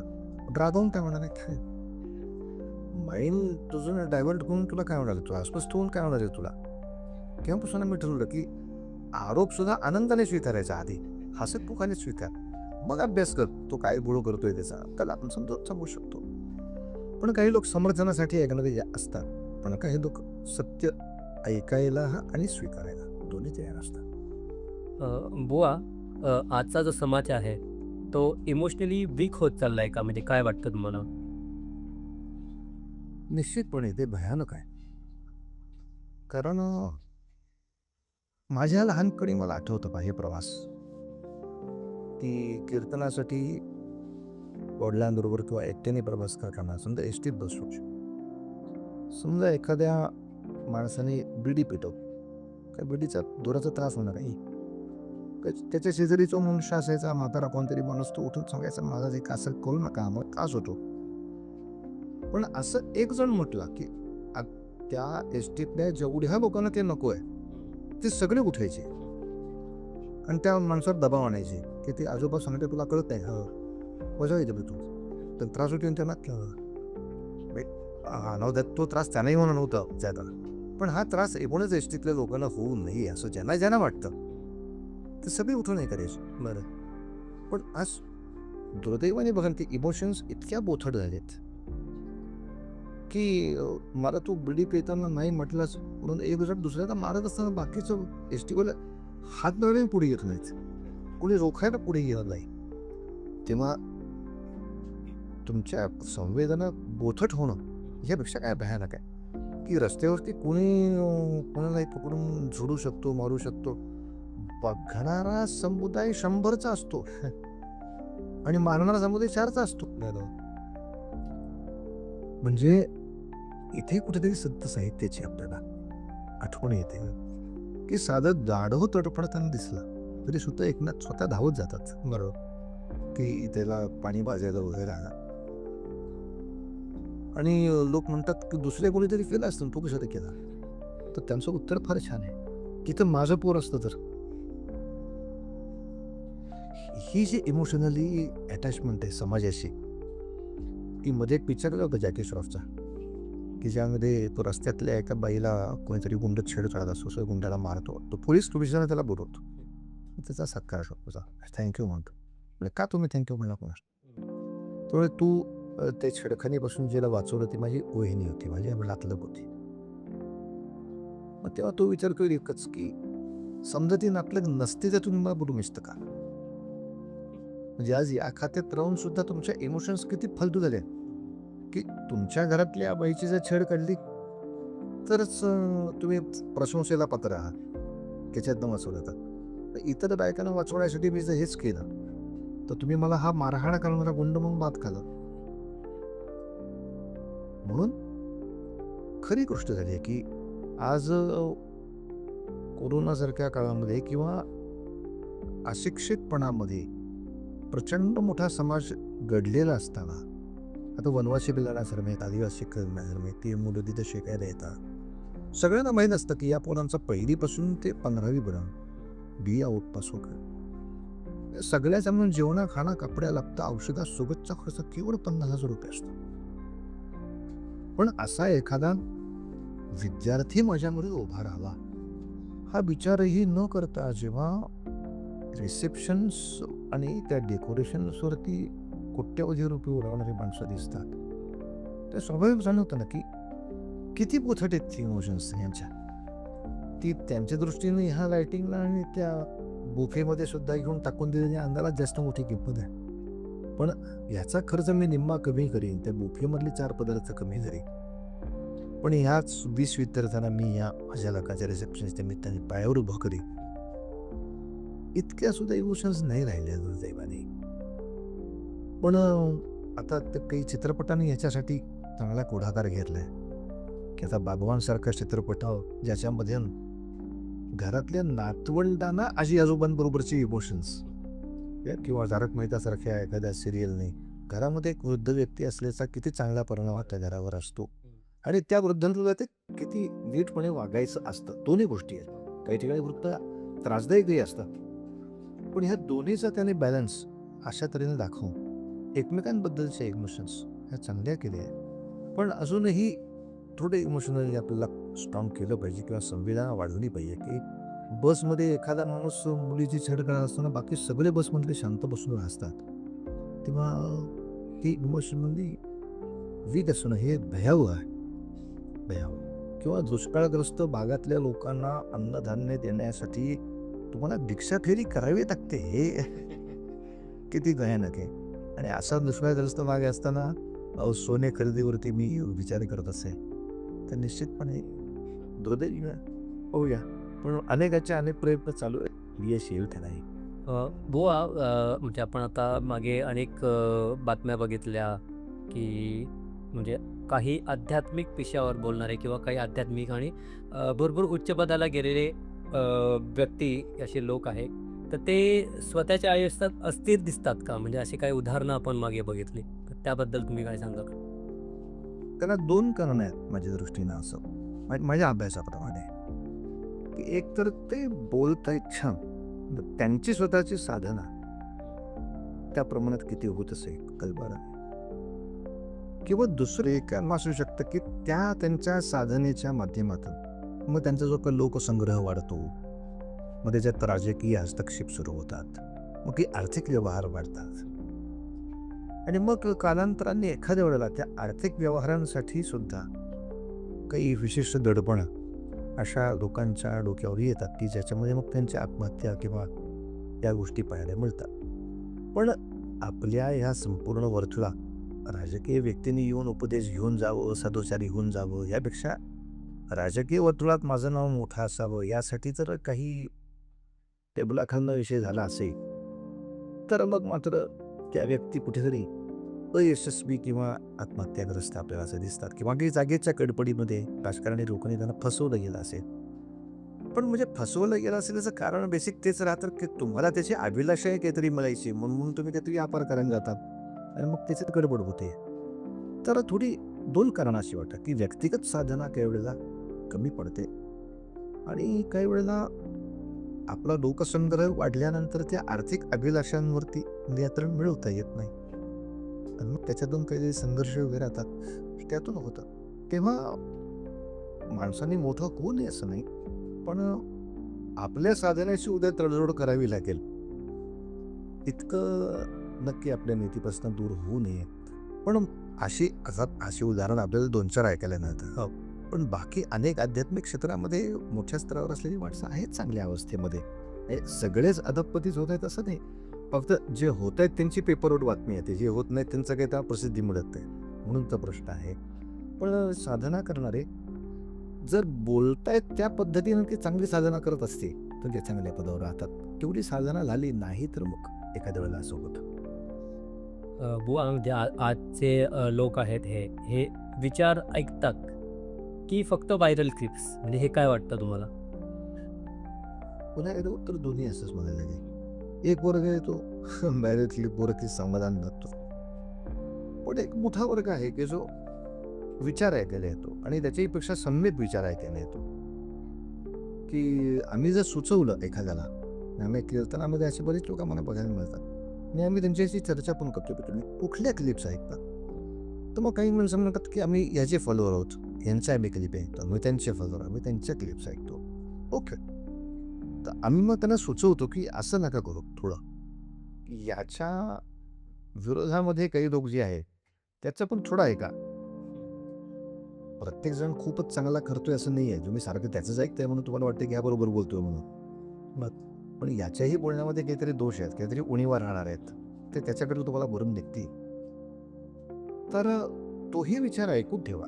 किंवा तुम्ही याचं ऐकून एखादा विचार मांडायला गेला तर ते ऐकणारा माणूस तुम्हाला तो विचार ऐकून आणि तुम्हाला अडचणी झाली, तुम्ही त्याच्यावर चिंतनच केलेलं नाही, उलट येणारे विचारावं, बरोबर, असा काहीतरी घोळ होतो. तसं होऊ नये म्हणून दोन्ही गोष्टी आम्ही ऐकायला बेसिकली लावतो. आम्ही स्वतः ऐकण्याचा प्रयत्न करतो. तेव्हा ठीक आहे, काही एक वर्ग जो आहे तो क्लिप्स ऐकणं आणि ते फॉरवर्ड करणं याच्यातच आयुष्याची धंदेतानांगर आहे. पण असा वर्ग आहेही चांगला विचार ऐकणारा, विरोधी विचाराचा विचार करणारा. ती संख्या वाढवणं मात्र नक्कीच आपल्यासारख्या पालकांचं खूप महत्त्वाचं काम आहे की त्याला सम्यक दोन्हीही वाचायची सवय लावणं आणि मग त्याला विवेकाची सवय लावणं. तुला काय वाटतं सांगा त्याच्यामध्ये काय होत असेल, मग ती जास्त चांगली बौद्धिक पिढी आपली तयार होईल. नाही, खरंच म्हणजे ही काळाची गरज आहे असं म्हणायला लागेल आपल्याला. बुवा म्हणजे आता सगळ्यात महत्त्वाचा एक प्रश्न आहे की आता जी आपली कीर्तन परंपरा आहे, तर मग मला हा प्रश्न विचारायला आवडेल की येत्या 25 वर्षात ही आपली कीर्तन परंपरा कुठे असेल, त्याविषयी तुम्हाला काय वाटतं? नाही, ती आज आहे त्यापेक्षा नक्की चांगल्या पदावर असेल. का सांगतो तुम्हाला?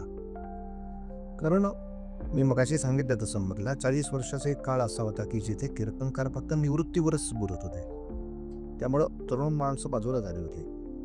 पण आता पुन्हा एक कीर्तनाचा मोठा वर्ग चांगला असं झाला आहे की ज्यांनी ऐहिक उन्नती हा सगळा विषय महत्त्वाचा मानून किंवा राष्ट्रीय उन्नती हाही विषय महत्त्वाचा मानून त्याच्यामध्ये बस छत्रपती शिवाजीराजांचे थोडे दाखले असतील, धर्मवीर संभाजीराजांचे दाखले असतील, भगतसिंगांचे दाखले असतील, त्याचबरोबर रमण महर्षींच्या पासून योगी अरविंदांचे दाखले असतील. अशा तऱ्हेनं तरुणाईला एक प्रभाव पाडणारी सगळी आयाम आता कीर्तनामध्ये आल्यामुळे आणि त्याची ताकद आजही शासनानेही मान्य केली आहे.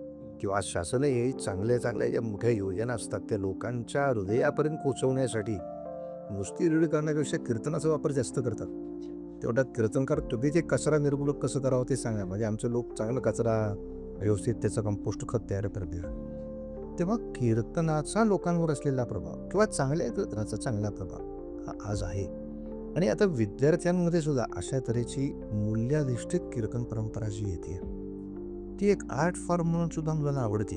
अच्छा, त्यामुळे आता ह्या शाळेतला वर्ग जो 20-25 वर्षांनी आता योग झालेला असेल किंवा चांगल्या पदावर, तो निश्चितपणे अशा चांगल्या कीर्तनाचा परत आनंद घ्यावा, परत नाही आध्यात्मिक अनुभूती घ्यावी, परत संत चरित्राचा एक आनंद लुटावा अशी इच्छा करणार राहणार. कारण आता अनेक शाळा हेतुतः विद्यार्थ्यांसाठी कीर्तनं करतायत. अच्छा, त्यामुळे आता हे कीर्तन ऐकणारी पिढी, पूर्वी तसं आपण रेग्युलर कीर्तन ऐकत होतोच, आपल्या शाळेतली मुलांना एवढा तो ऐकायचा वेळ रडत नाही आहे, म्हणून काही शाळा तिथेच कीर्तन करतात. ही पिढी नक्की पुढच्या सरकारी योजनांसाठी सुद्धा किंवा चांगल्या मूल्यांना प्रस्थापित करायला सुद्धा कीर्तनाची योग्यता मान्य करून कीर्तनाला एक मोठा पद आणखी कापतो हे त्यांना म्हणजे हा खूप चांगला उपक्रम होता. चांगला उपक्रम होता. बुवा, आता तुमचे जे आयुष्य आहे त्यात अनेक प्रसंग तुम्ही बघितले असतील आणि प्रसंग असे आले असतील, पण असा एखादा प्रसंग तुम्हाला आठवतो की ज्याच्यामुळे आजही तुमचे डोळे पाणावतात? या एकूण प्रवासामध्ये अनेक सहकलाकार असे होऊन गेले की ज्यांनी बराच काळ मोठी साथ दिली, पण नंतर काही आजारपणामुळे काही अडचणीमुळे ते मागे. आणि काही कलाकारांबद्दल थोडंसं असं झालं की त्यांचा मागोवा घेणं किंवा चौकशीत राहणं हे थोडंसं राहून गेलं.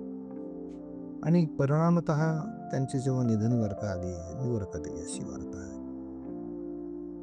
आणि तेव्हा त्या सगळ्या नातेवाईकांनी अगदी खूप कौतुकाने किंवा आग्रहाने सांगितलं की जाण्यापूर्वी ते तुमची खूप आठवण काढत होते किंवा तुमचं चाव देत होते किंवा तुमच्याबरोबर जे असलेल्या अनेक चांगल्या आठवणी सांगत होते.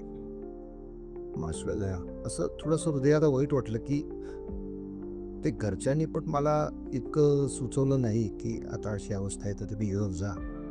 आणि आपलंही इतकं कसं दुर्लक्ष झालं बा या लोकांच्याकडे. आणि आता ते गेले ते काही परत येऊ शकत नाही, पण मग प्रत्येक वेळेला त्या त्या परफॉर्मन्सच्या वेळी त्या साथीदाराची तिथे असलेली आठवण आणि त्याचे एवढ्या महत्त्वाच्या क्षणी आपण तिथे नाही उपस्थित राहू शकलो, ही थोडीशी बोच ही त्रास देते घ्यायला.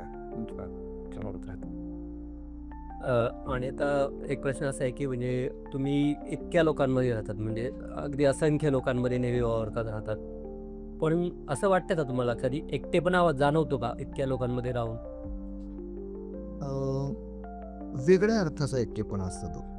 तो म्हणजे आपण घरच्या लोकांना फारसा वेळ देऊ शकत नाही, या भावनेतला तो जास्त एकटेपणा असतो की महिन्यातले जवळजवळ 20-22 दिवस आम्ही बाहेर राहतो. या आठवड्यापासून सुद्धा मग घरात राहणं होत नाही. आणि घरात पुण्यात असतो तरी पण तिथली अनुषंगिक ती कामं खूप राहतात. एकत्र राहणं असं फार मिळत नाही यामुळे. तर तो काही वेळेला एक अपराधीपणाचा जन्म थोडासा या गर्दीमध्ये सुद्धा आम्हाला एकटं करतो की अरे आत्ता घरचे काय करत असतील किंवा आत्ता घरी काय चाललं असेल, मी तिथे का आज उपस्थित राहू शकत नाही. तर अशा वेळेला त्यांच्या मनामध्ये माझा काही निगेटिव्हनेस नको व्हायला की मला त्याची अटॅचमेंटच नाही म्हणून राहतो का, अशा संमिश्र भावनेचा थोडासा एकटेपणा असतो. बाकी सहसा परफॉर्मन्सच्या मागे असताना काही लवड्या लागला जाणवत नाही, पण काही वेळेला घरच्यांच्या थोड्याशा आवडीनं असा एकटेपणा जाणवतो. आणि जे असं अगदी मी असंच म्हणेल की म्हणजे लोकांसाठी जगताना स्वतःसाठी वेळ उरतो का?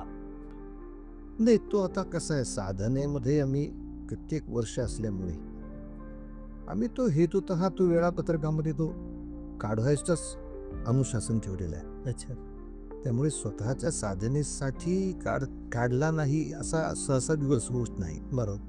अगदीच काही आजारपण असेल किंवा दुसऱ्या कोणाच्या आजारपणामुळे आपली इमर्जन्सी असेल की सर्व्हिस तरच, अन्यथा माझ्या अभ्यासासाठी माझं एक वेळापत्रकाचे 3 तास वेळ आहे. गाण्याच्या अभ्यासासाठी, कीर्तनातल्या आध्यात्मिक अभ्यासासाठी, नंतर ऐतिहासिक चरित्रांच्या अभ्यासासाठी आणि तिसरं स्वतःच्या उपासना यासाठी.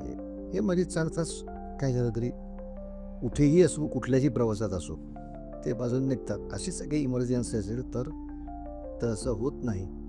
पण शेवटी कितीही इमर्जन्सी कुठेही असलो तरी उपासनेचं सोचे नामस्मरण आपल्याबरोबर असलं की तसा एकटेपणा नाही जाणवत.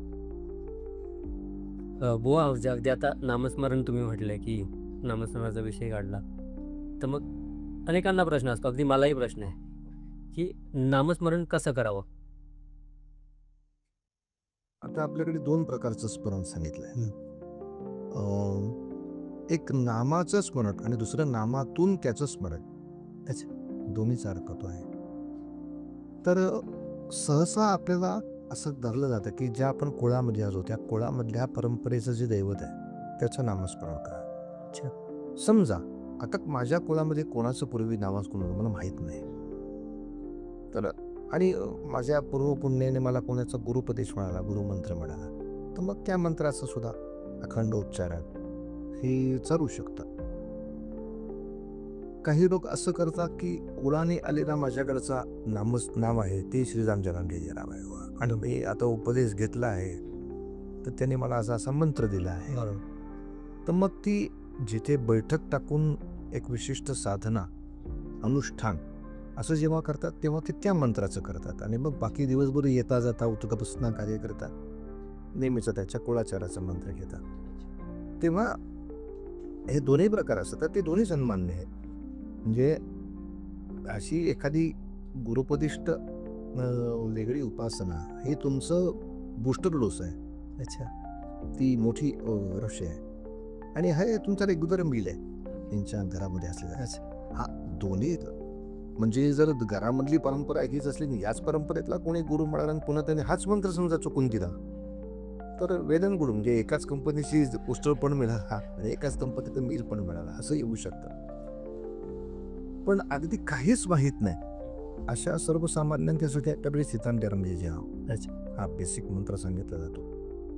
आणि मग काही लोक नमः शिवायचा किंवा काही लोक देवीचा, काही लोक कृष्णाचा असेही जप करतात. मात्र नामस्मरण हा जो विषय आहे तो धरला असा जातो की एकदा कुठल्याही परंपरेने किंवा आपल्या आवडीप्रमाणे मला समजा हे दैवत जास्त आवडतं, मला पूर्वचं माहीत, ते एकदा निवडलं की मग कायमस्वरूपी तेच नामस्मरण करावं. ते रोजच्या रोज बदलू नये. सोमवारी म्हणून हा शंकराचं नामस्मरण, मंगळवारी गणपती असं नाही, कसं आले एकच नामस्मरण करावं.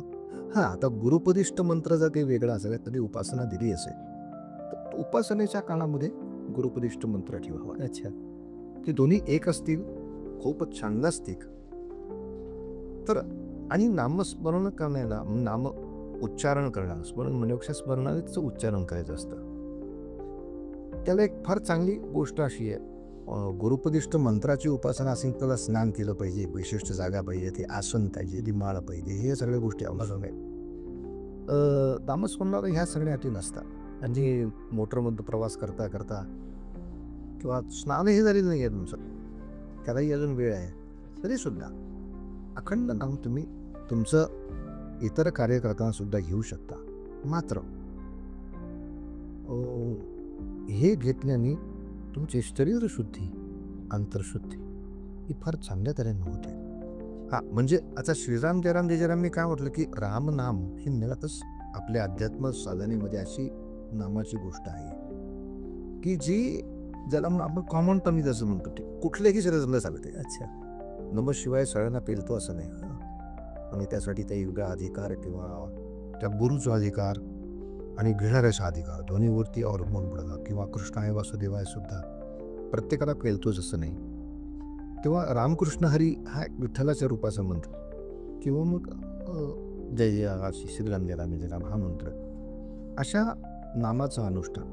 आता सदा येता जाता तर नामस्मरण आहेच, पण हेच नाम जर दिवसातला थोडा वेळ वेगळा काढून एका ठिकाणी बसून जर दोन मंत्र श्वासाबरोबर बदला, श्वासावर लक्ष ठेवू, तर मग तो पोस्टर डोसचा परिणाम अधिक जास्त अधिक आहे. जसं आपण भौतिकशास्त्रामध्ये दाखवतो की सूर्यकिरण आहेत त्यांना एक तेज आहे, पण ते जर थोडे भिंगात एकत्र केले ते कागदावर सोडले तो कागद पेटतो, पण नुसत्या करणाने पेटत नाही का, ह्या एकत्रीकरणाने पेटतो. तसं दिवसभर नामसाधना चालू आहे तो सूर्याचा प्रकाश आहेच, पण जेव्हा आपण एखाद्या आसनावर बसून एक विशिष्ट वेळ ठरवून ती जास्त त्याला एकतानं करतो तेव्हा निश्चितपणे त्याची ताकद वाढते, त्याची गती वाढते आणि मग स्वतःच्या जीवनातल्या अनेक समस्या दूर होणं, त्याचबरोबर जरी समस्या आल्या तरी मन शांत राहणं, मन चांगलं राहणं. आणि नंतरच्या काळात मग ह्या पुढच्या ज्या यौगिक साधना आहे या साधनांच्यासाठी सुद्धा मार्ग खुला होणं, या गोष्टी होतात. त्यामुळे दोन्ही पद्धती आहे. म्हणजे चालता बोलता सुद्धा नाम घेता येतं, अधिक बसून त्याच्याबरोबर न घेतलं तर फायदा अधिक आहे. कुळाचं नाम माहीत नसलं, रामनाम किंवा रामकृष्ण हरी चालू शकतं. त्याच्याबरोबर गुरुपदिष्ट मंत्र जर वेगळा आला तर त्याचं अनुष्ठान तुम्ही मंत्राचं करायला काही हरकत नाही. ते तुम्ही औषध म्हणून एक पुस्तक घ्यायला काही म्हणजे अशी काही विसंगती होत नाही की मी नामाचं नाव घेतो आणि मग हा कसा काही जप करू याचे. पण तो आसनावर बसून जो करायचा जप आहे तो गुरुपदिष्ट विधानाचा आहे. इतर वेळेला आहेत ना मंत्र आहे. पण ह्या उच्चाराने आपली अंतर्बाह्य शुद्धी नक्की होत राहते. बुवा, लोकांनी तुम्हाला कशासाठी लक्षात ठेवावं असं वाटतं? ओव्हरऑल मनात धारणा अशी आहे की एक प्रबोधनकार म्हणूनच अधिक लक्षात ठेवावं. मग ते माध्यम कुठलंही असेल, म्हणजे मी कीर्तनाच्याही माध्यमातून तोच विषय करत असतो. आणि मला जरी संगीत नाटकात काम करायची किती इच्छा असली तर मी नाटक निवडताना असंच निवडतो की ज्याने प्रबोधन चाललं होईल. त्यामुळे कुठल्याही माध्यमात, संगीताचं माध्यम असो, मैफलीचं माध्यम असो किंवा कीर्तनाचा, एक चांगला प्रबोधक संस्कार सतत करत राहणारा एक माणूस आहे बा आपल्या समाजात बोलते. या नात्याने त्याने लक्षात ठेवावं. आणि हे आता तुम्ही जे शिवधनुष्य पेलतायत, म्हणजे असंच म्हणावं लागेल, तर मग त्या शिवधनुष्य पेलताना तुमच्या आयुष्यातलं सर्वात मोठं सॅक्रिफाईस काय आहे? दोन गोष्टी सॅक्रिफाईस जास्त करायला लागल्या. एक आर्थिक, कारण साधारणतः केवळ संगीतात्मक कार्यक्रम करणारे माझे सहकारी आहेत ते आज करोडोपतीच्या घरात आहेत.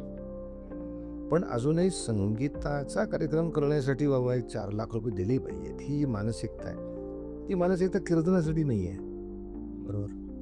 त्यामुळे कीर्तनाला तुम्हाला आर्थिक खूप मोठी तडजोड करायला लागते.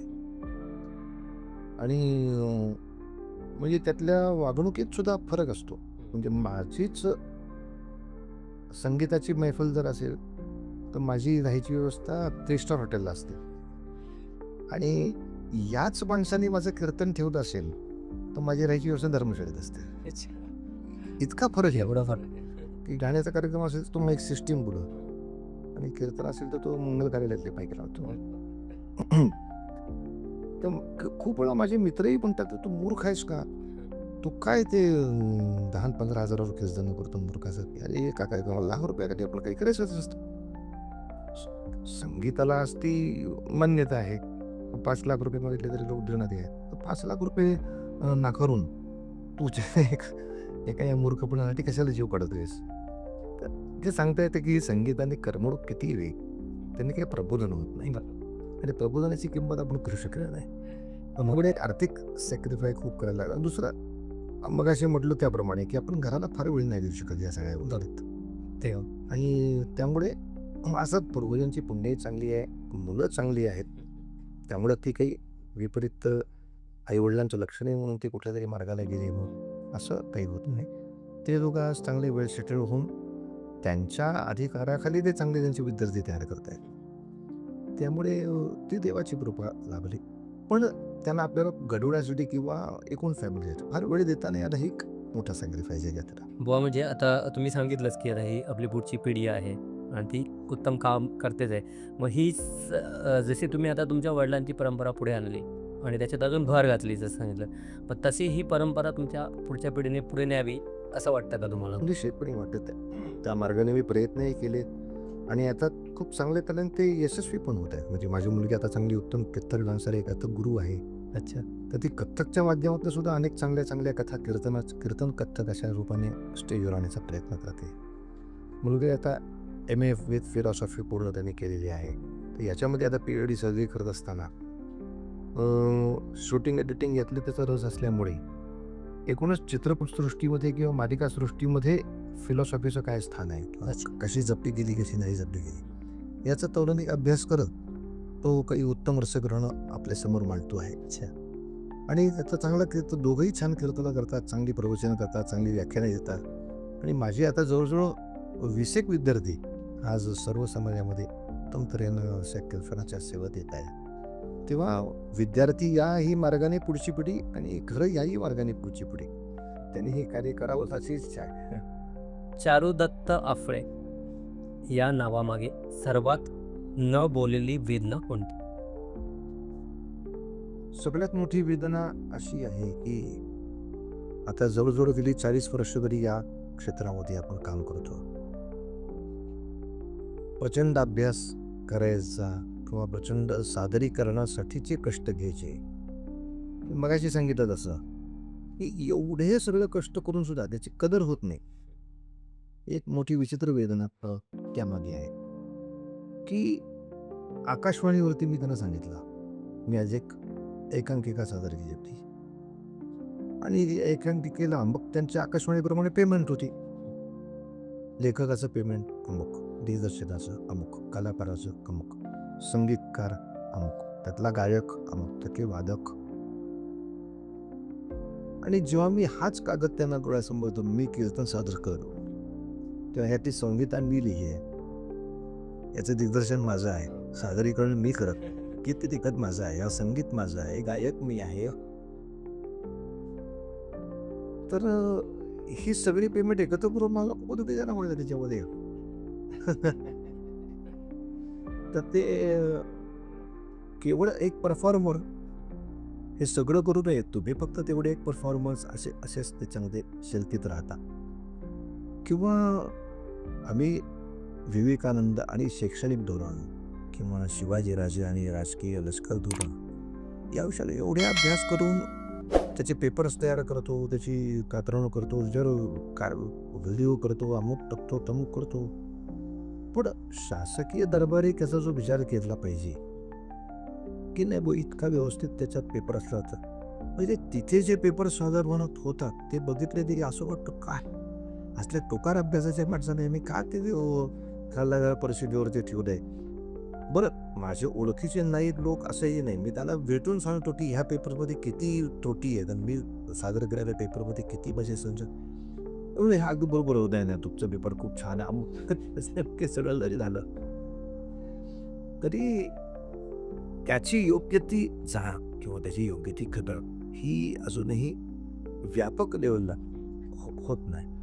म्हणजे मध्यंतरीच्या काळात असंही झालं की कोणा एक मोठा कलाकार होता, चांगला कलाकार, की ज्यांनी त्याचे कार्यक्रमाचे 100 प्रयोग पूर्ण केले. त्याला सत्कार माझ्या हस्ते त्याने घेतला होता, सत्कार वगैरे केला आम्ही त्याच्यामध्ये.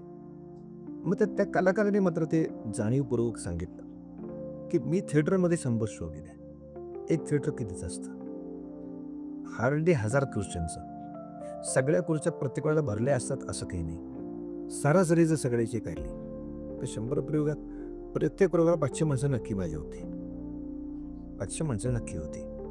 कारण म्हणलं मी आपळेकरांचं कीर्तन जे ऐकले रत्नागिरीला कीर्तन संध्यामध्ये, त्याच्या एका कीर्तनाची उपस्थिती 25,000 होती. तर 25,000 उपस्थिती याचा अर्थ त्याचा ते किती प्रयोग होते. म्हणजे आता हे गणित पाहता ह्या 30 वर्षामध्ये 1000च्या गणिताने जर प्रयोगसंख्या माझी मोजायची असेल तर त्याचं गणित हे करता येणार नाही या सगळ्यामध्ये. पण माझं एक कीर्तन पण असं आहे की ज्याची आता मी ह्याच्या रील बघायला गेलो तर जवळजवळ 8-10 कोटीच्या घरामध्ये ते व्ह्युअर्सने ते कीर्तन पाहिलेलं आहे. आणि मी त्याच्यामध्ये हे आव्हानही केलं होतं बरं का, तुम्हाला हेच खूप कीर्तन जो खूप आवडलं असेल तर अशा तऱ्हेचं सत्य लोकांसमोर आणण्यासाठी आम्हाला खूप गोष्टीला फेस करायला लागतं. आणि त्यासाठी आमची आर्थिक ताकद कमी पडते या सगळ्या कोर्ट कचेऱ्या जेलमध्ये. तर ज्याला जी शक्यता असेल त्यांनी माझ्यापर्यंत म्हणजे मी असं हिशोब केला होता खरा की 8 कोटी लोकांनी हे बघितलं ऐकलं, समजा तेवढ्याला ऑडिओ होतं ते, तर 8 कोटी माणसाला प्रत्येकाला त्याने 1 रुपयाचा जरी मला द्यायचा ठरवला असता तरी माझ्याकडे आत्ता किमान 8 करोडची संपत्ती पाहिजे हो. 8 करोड लोकांनी माझी ती प्रस्तुती आवडली सांगून ती वाचून सुद्धा या 8 करोड म्हणजे एकही माणसाचा 11 रुपये सुद्धा माझ्याकडे परत आलेली नाही. म्हणजे अशा वेळेला कुठेतरी ती मग घर जाणं वेदना होत राहते. कशी म्हणतो मी, तुम्ही कशाला उगाच पाहता, नको ते विषय करता, आपल्याला पोलिस कज्जे राहू, कारण लोकांनी त्याची कदर कधी की नाही आहे. पण दुसऱ्या बाजूला पण त्याला असं पैशासाठी घाबरून आपण मागे राहून कसं उपयोगाचं आहे, मी केलं पाहिजे. तेव्हा एक सामाजिक स्तरावरती किंवा आर्थिक स्तरावर किंवा राजकीय स्तरावर आपण घेत असलेल्या कष्टाची पुरेशी दखल घेतली जात नाही. याची एक थोडीशी वेदना त्यामध्ये सांगायला आहे. बुवा म्हणजे आपण आता अनेक प्रश्न बघितले आणि त्याच्यावर तुम्ही इतके सुंदर उत्तरं दिले ते नक्कीच आपल्या प्रेक्षकांना मार्गदर्शक ठरतील. आणि आता आपण एक ना रॅपिड फायर जो एक तो एक राऊंड घेणार आहोत. छोटेसे काही प्रश्न आहेत तर त्यात मला फक्त एका वाक्यात तुम्हाला म्हणजे एकाचं उत्तर द्यायचं, त्याचं उत्तर एक असलं पाहिजे. अ, संत तुकाराम की समर्थ? एकच उत्तर द्यायचं असेल तर दोन्ही. दोन्ही आवश्यक आहेत. प्रसिद्धी की समाधान? परत उत्तर दोन्हीच. शांतता की टाळ्या? दोन्ही. पुस्तक की प्रवास? पुढं उत्तर दोन्ही आहे. भीती की विश्वास? हां, इथे मात्र विश्वास, भीती नको. रंगभूमी की व्यासपीठ? परत दोन्ही. एक सवय जी तरुणांना लावावी? स्वतःचं आयुष्य वेळापत्रक ठरवून अनुशासनबद्ध करावं, व्यसनापासून टाळावं. आणि एक गोष्ट जी समाजाने थांबवावी? ते म्हणजे व्यसन, म्हणजे ज्याला मोहनिद्रा म्हणून आपण म्हणतो, किंवा इमोशनला आपण जे मगाशी चर्चा केली की माझ्या ज्या संवेदना बोथट होते ते थोडंसं टाळावं आणि त्या जास्त तीव्र कशा होतील ते पाहावं. बुवा खूप खूप धन्यवाद. म्हणजे आज आपण इथे आलात आणि आज तुमचे इतकं बहुमूल्य मार्गदर्शन आपल्या पूर्ण प्रेक्षकांसाठी दिलं तर ते खरंच सगळ्यांना मार्गदर्शक नक्कीच ठरणार आहे. बुवा मी तुम्हाला एक असा प्रश्न विचारेन, जर आज तुम्हाला संपूर्ण महाराष्ट्राशी फक्त 1 मिनिट बोलण्याची संधी दिली तर तुम्ही त्यांना काय सांगता? विवेकाने शिवाजी महाराजांचं चरित्र अभ्यासा आणि त्याप्रमाणे राज्य उभं करा. खूपच सुरेख. आणि एक शेवटचा प्रश्न आजच्या आपल्या या स्वतःसाठी मधल्या मराठी पॉडकास्टमधला, स्वतःसाठी म्हणजे तुमच्या मते काय? स्वतःसाठी यामध्ये माझं जे स्वपण आहे, आपली आध्यात्मिक परंपरा असं सांगते की तू परमेश्वराचा अंश आहेस. आणखीन संत परंपरा सांगते तू परमेश्वराचं लेकरू आहेस. तर हे माझ्यातलं खरं स्वत्व आहे. मी भगवंताचा अंशच आहे, मी भगवंताचं एक चांगलं लेकरूच आहे. तर हे माझं भगवंताशी असलेलं नातं हे सांभाळून माझ्या बाकी सगळ्या जीवनातल्या सुखाचा मी विचार करणं, हे खऱ्या अर्थाने मला वाटतं स्वतःसाठी जगणं आहे. पैशासाठी स्व टाकायचं असेल तर अशी माणसंही खूप बघितली आहेत, किंवा नुसत्या टाळ्या मिळवण्यासाठी स्व टाकणारी माणसं खूप बघितली आहेत. पण मी ईश्वर अंश आहे. मी ईश्वरी कार्याला किंवा ईश्वरी मूल्यांना कुठेही धक्का लागू न देता मग माझ्या सुखाचा विचार करेन. असं जर चिंतन करून आपण आपल्या जीवनाचा विचार केला तर ते हे जीवन नक्की त्याने स्वच्या विकासासाठी झालेलं आहे, म्हणून ते स्वतःसाठी आहे असं म्हणता येईल. बुवा खूप धन्यवाद. म्हणजे आपण आलात आणि इतकी सुरेख माहिती आपण दिलीत की अशा काही गोष्टी होत्या ज्या आम्हाला माहिती नव्हत्या, आपल्या प्रेक्षकांना कदाचित माहिती नसतील आणि आज सगळ्यांपर्यंत ही माहिती पोचते आणि त्याबद्दल खूप खूप धन्यवाद.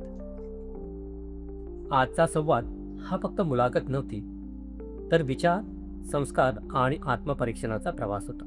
आणि तुम्ही पाहत होतात स्वतःसाठी आपलं मराठी पॉडकास्ट, जिथे माणसं फक्त भेटत नाहीत तर उलगडत जातात. हा संवाद आवडला असेल तर चॅनेलला सबस्क्राईब करा, शेअर करा आणि लाईक करायला विसरू नका. अशाच अर्थपूर्ण संवादासाठी जोडलेले राहा. भेटूया पुढच्या संवादात लवकरच. नमस्कार.